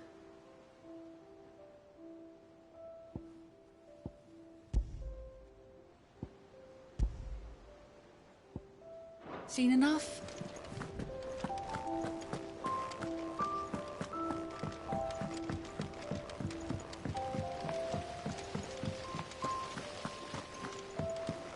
Is there anything we can do?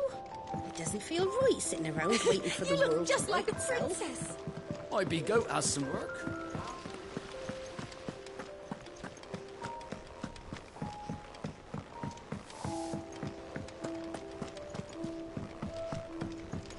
We've received word that the displacement stacks have arrived safely in Canva. The rest is up to Mid.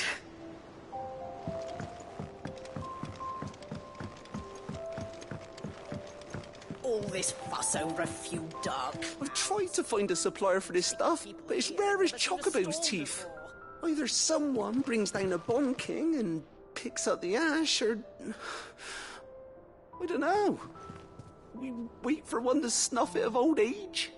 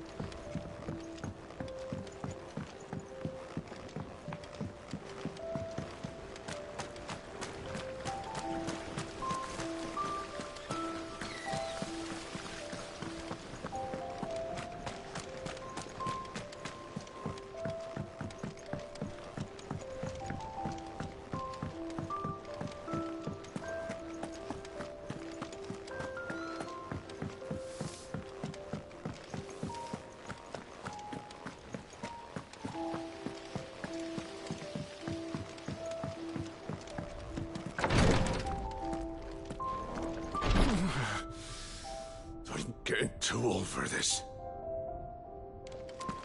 I can hardly lift my arms.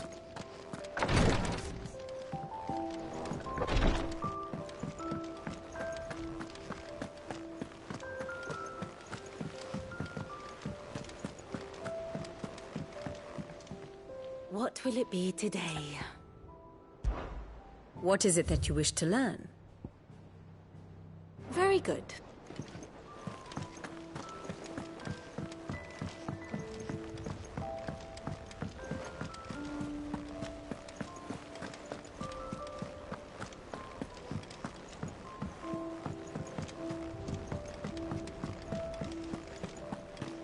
Seems the hideaway's lost its appetite.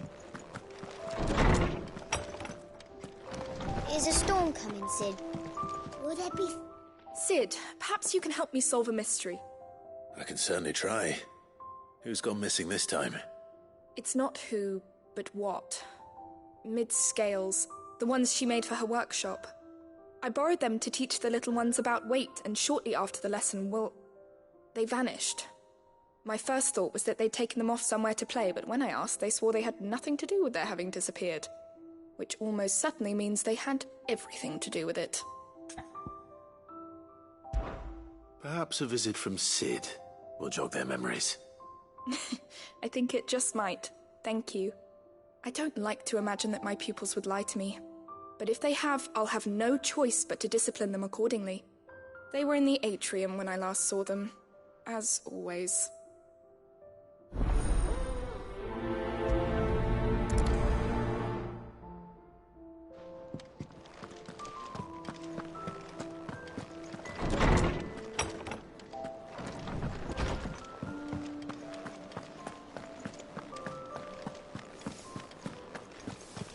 Did you see them?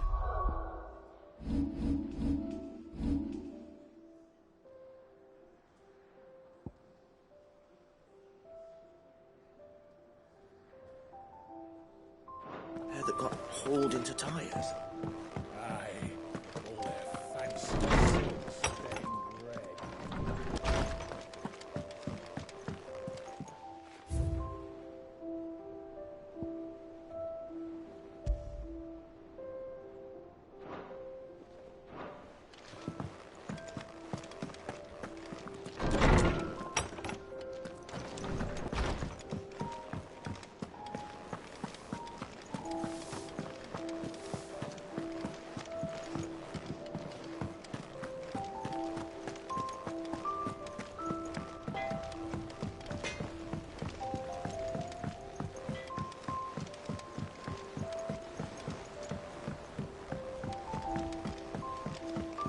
I heard the Emperor was impaled on his own son's spear.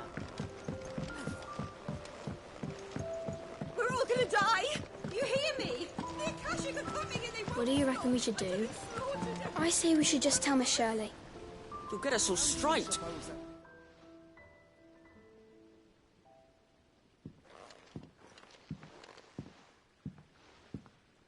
Sid! Hard at your studies, I see. And what is that? It's not a set of scales, is it? No. Of course it isn't.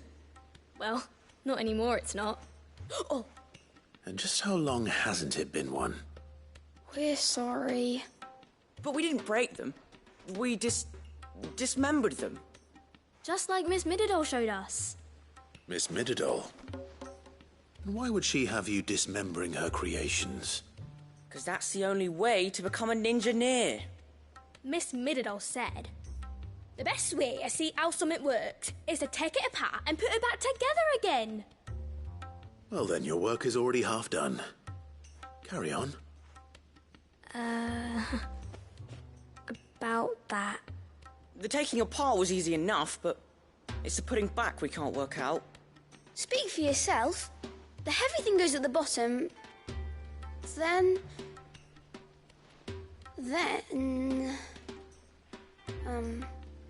You three need to learn to take responsibility for your actions. So let's have a look at these parts with fresh eyes, shall we?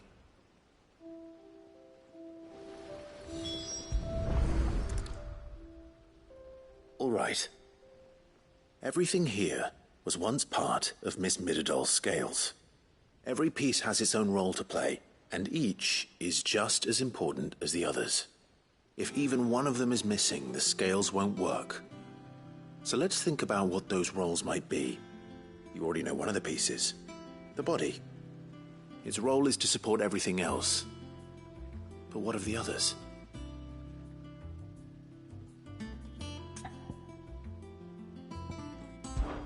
These round parts are called the pans. You all know what a pan is, don't you? I do. Molly uses them in the kitchens to fry bangers. But these aren't for frying bangers, you idiot. They're for weighing stuff.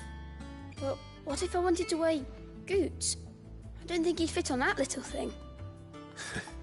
Probably not. What are the chains for? Holding the pans up? Well spotted. Which means something must hold the chains up in turn.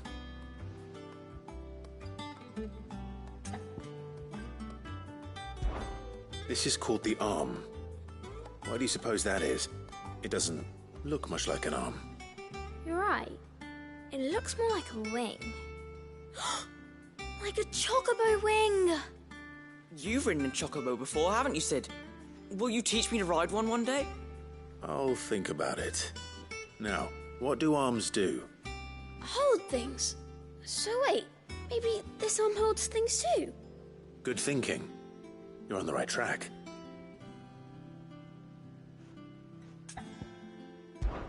This tiny piece is what's called a cogwheel, or gear. Have you ever seen one before? I have. Miss Mididol's dungeon is full of them. Most are on the floor. She puts them in all her inventions. They spin round and round and round and round and... That's right.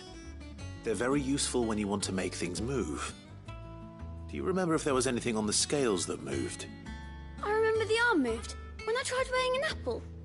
And then somebody ate it. It's not my fault. You shouldn't have tried weighing it before lunch. You know what part's supposed to move and how it's supposed to move. So, let's put the pieces together first, see what doesn't move, and then stick the cogwheel to that. Not a bad idea. You see? It's not so difficult. So, now that we've taken stock of the parts and learned what they do, what do you think? I think we've got it. Then here's what we'll do. You tell me what goes where, and I'll put the scales together. Well, obviously you need to start with the body. All the other pieces fit onto it, don't they? And the arms go on the body, just like real arms. Or wings, if you're a chocobo. And then the arms hold the pans by the chains. Very good. Let's see if that works. There. All finished.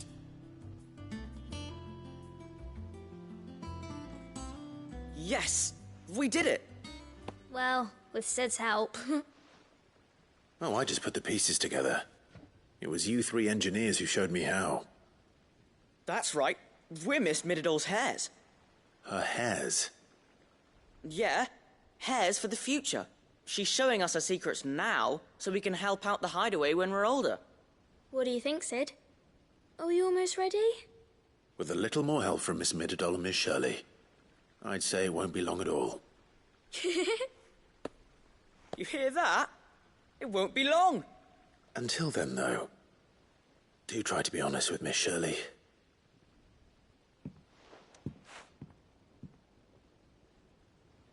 Hey, look. We never used the cogwheel. You don't think Sid forgot about it, do you?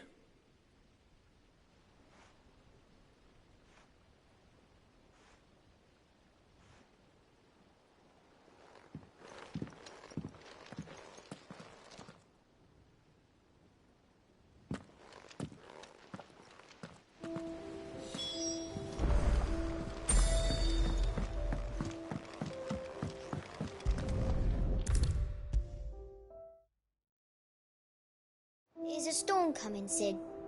Will there be... Well, did you solve the mystery? It was as you thought.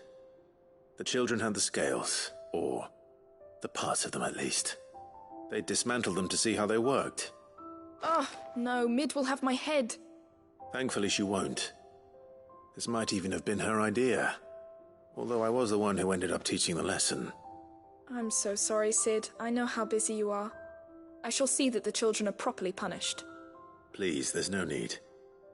Mid seems to have taken the three of them under her wing. She's even calling them her heirs. She'd have them follow in her footsteps. And her father's. I see. Sid, do you know why Mid has been spending so much time at the hideaway of late? She told me it was because her studies have been interrupted by events in Canva. Is that not true? No, it isn't. The university offered her a commission. In exchange for full tuition, room and board, they asked her to oversee the design of several new war engines. To anyone else it would be an opportunity, but to Mid, who lost both her parents to war, it was a bitter pill. One she was none too keen to swallow. But that should come as no surprise. She's only ever cared about bringing people hope. The very last thing war can be said to do. Which explains her heirs. She's working to give them a better life. And so should I. What's the odd engineering lesson? Oh, you've given them far more than that. And I'm sure they're very grateful.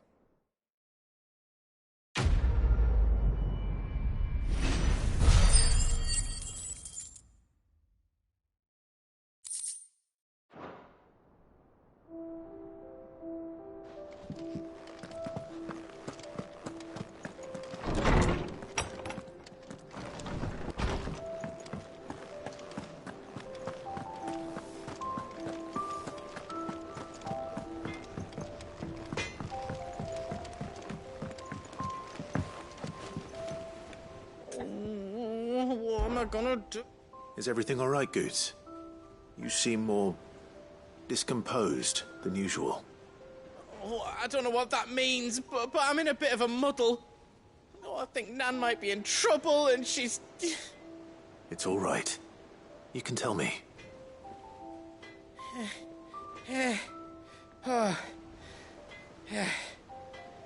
There was a trader came by. One of our usuals, like... Said he'd heard some rotten rumours about her down Dallimil Way. Folk are saying she's been selling to bandits and cutthroats and that. I mean, she's fond of a chance to make a coin or two, aye, but she'd never do business with baddies. Especially not the kind who go hurting people who haven't done out.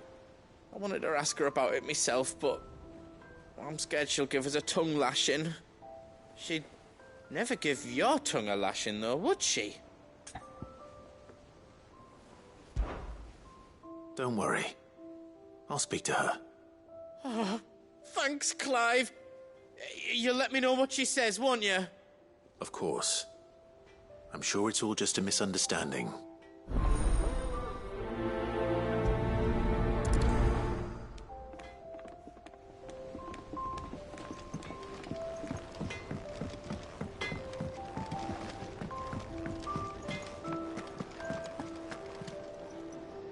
Lady Karen.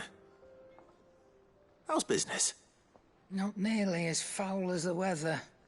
You're doing good trade, then? Both in and out of the hideaway? Can't complain. Wait. exactly are you getting at? Not once in 5 long years do you pay my affairs half a care, but here you are today, raking me over the coals like a bloody popoto. Just asking.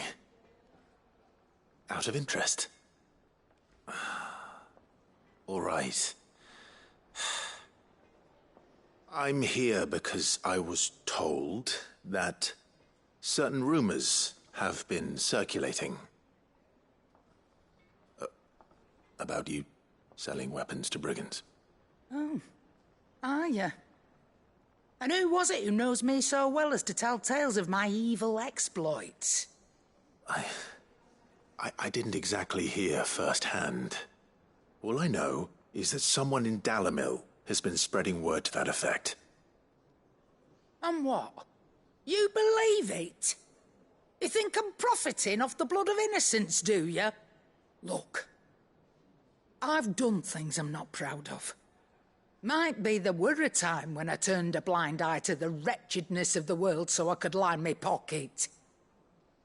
But that woman is no more. And you'd know that if you'd ever paid the slightest bit of notice. You're right, Lady Karen. I apologize. It was wrong of me to doubt you. Aye, it was. Now, I reckon you've got better things to do than pointing your do-gooding finger at a poor old woman. Of course. Good day.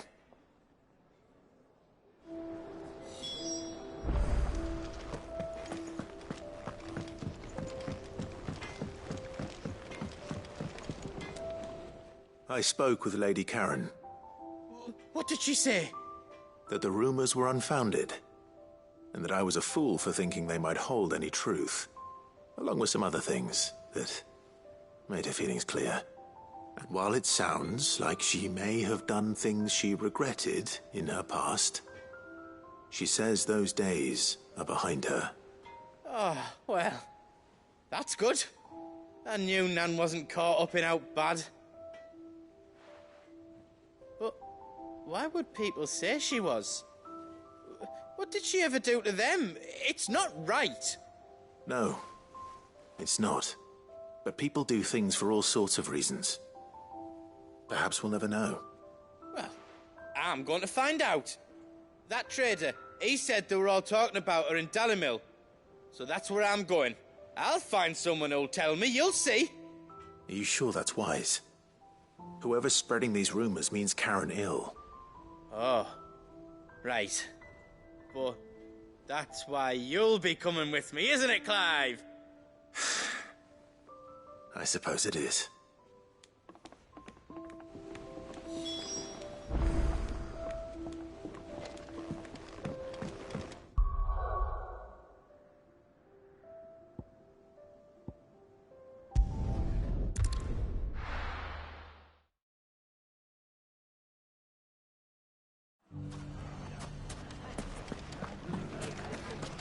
The bandits may be known, but look what they've left us with.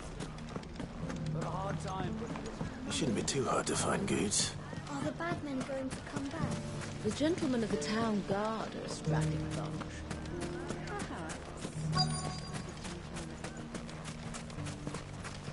Could be I know something more. Clive, listen! I found someone who says he's heard the rumours about Nan. Have you? Go on. Tell him what you told me. All right. It's like I said. A wizened old crone by the name of Karen's been selling steel to whoever will pay her price, be they knight or knave. Says the more swords and spears she puts in people's hands, the more war they'll wage. And the more war being waged, the more call for swords and spears. And who will they all turn to keep them in steel? Why, the good Reaper herself.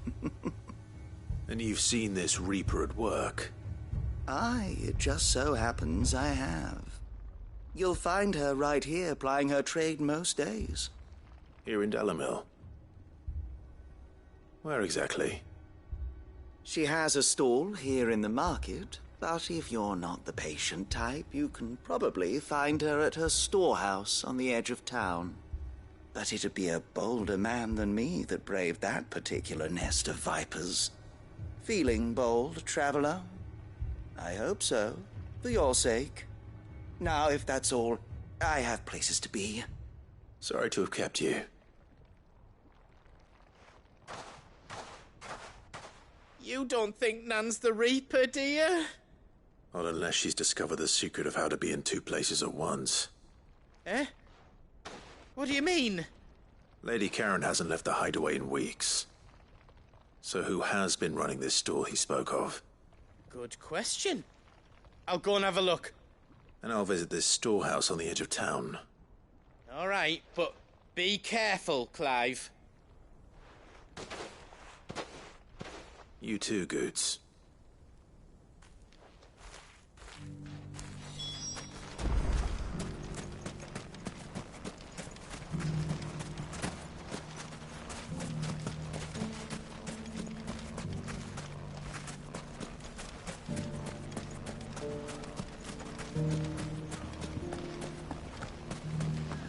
The gentlemen of the town guard are a strapping bunch. Mummy, are the bad men What a going to mess. come back?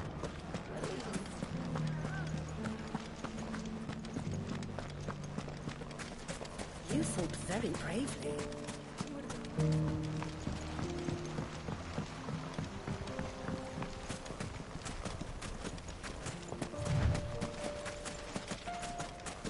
Time to brave the Viper's Nest.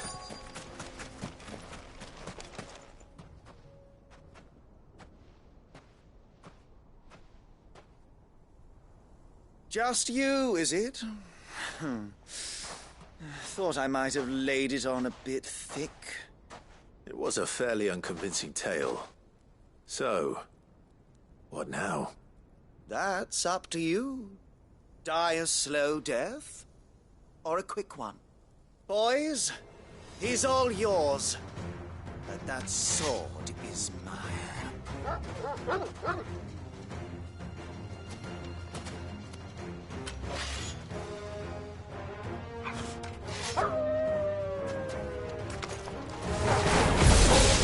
Now, we could pretend this didn't happen.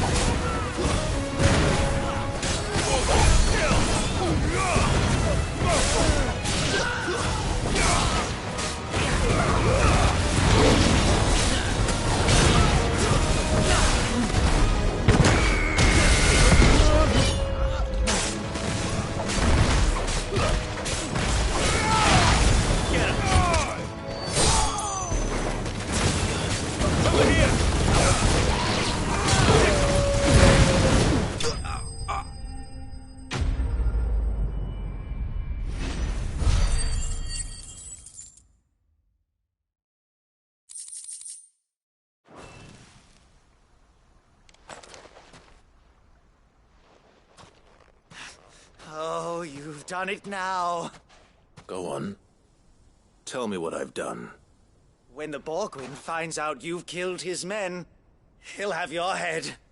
He only wanted that bull of a manservant, the dim one always clinging to Karen's skirts. You weren't even supposed to be here. Who the hell are you, anyway? What were you going to do to him? The Borgwyn wanted him to get to Karen. I was only supposed to point the lamp in the right direction once he arrived in Dalamil. But then you turned up. Well, go on then. If you're going to end me, end me. You're not worth the effort. Now be gone, before I change my mind.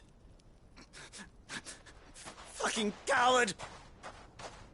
I need to find Goetz. Right now.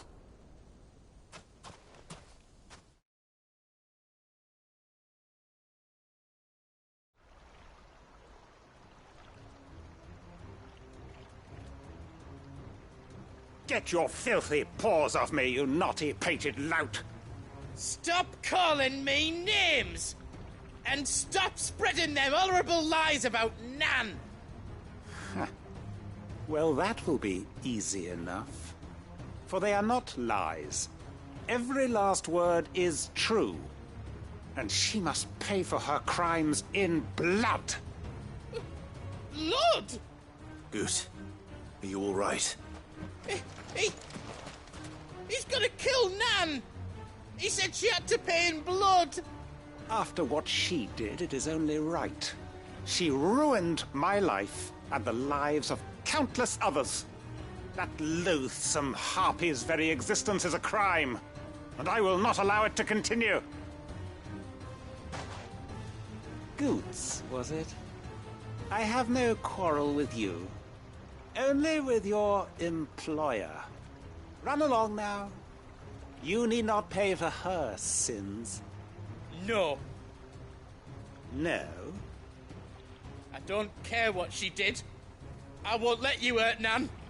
Promise me you won't hurt her, or I'll kill you myself! Goetz, no. Enough, all of you! Karen. But how did you? You're a sight less clever than you think you are, the pair of you. Did you think I wouldn't notice the two of you slinking off together? Well, the whole thing got me thinking, who in Dalamil might bear me a grudge? And a certain snivelling shit I ran afoul of in my fairy years came to mind. Though it was just Bogan back then, wasn't it? I thought the years might have taught you some sense, but I see you're the same pants-pissing craven you've always been. What was it we called you? Wet legs? You bitch! Everything that happened, it was all your fault!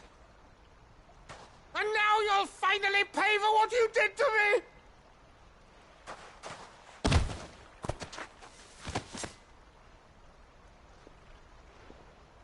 Goetz, you... If you want a piece of Nan, you'll have to go through me. Fuck! You great galoot. Out of the way, I can handle this myself. So, wet legs, you remember what you told me when we last met? An eye for an eye. Wise words, Sam.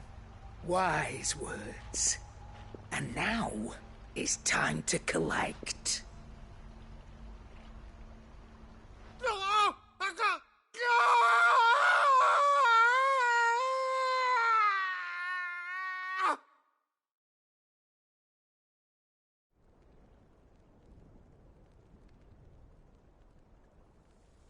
Sorry to keep you waiting. Is he... Dead? No. But I reckon he wishes he was. It ain't easy going through life one eye short of a pair. After all, I should know. You don't mean... Oh, don't tell me you didn't notice. Lost it to old Wet Legs back when we were working the same routes. Said I'd stolen from his strongbox. I'd done nothing of the sort, mind. But that didn't stop him taking his little revenge. So I took some of my own. Sorry, lost everything. His coin, his clients. Always knew he'd be back one day to claim his due. But he crossed a line dragging poor Goots into this. He didn't hurt you, did he? No, Nan. Still got all my arms, see? Legs too. But what if he comes back again? What if he does? First we take the other eye, then we work our way down. He'll learn his lesson soon enough. But something tells me the wet legs has learned it already. Right. Let's get you back to the hideaway. You've attracted quite enough attention already. Ta-ra, Clive. Remind me never to cross you, Karen.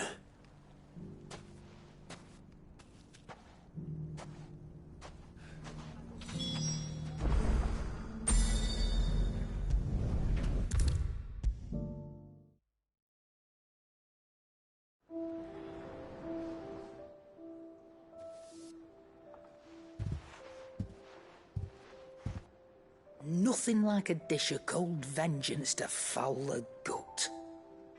I'm sorry, Nan. I didn't mean to make things worse.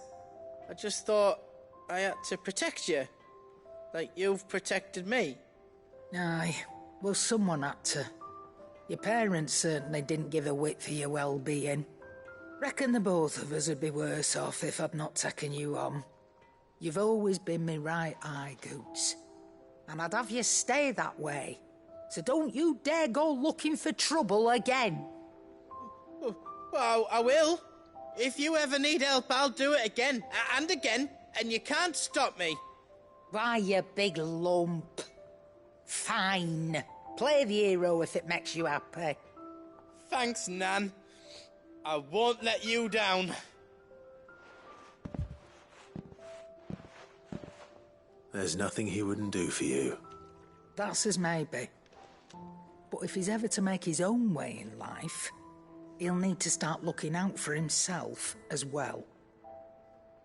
Till then, he'll need people to watch his back, just like you did in Dalimil. Don't think I didn't appreciate that. Of course. His family. Stop it. You make me one good eye, mister. I don't go thinking that'll do you any favours. A potion today will cost you the same as it did yesterday.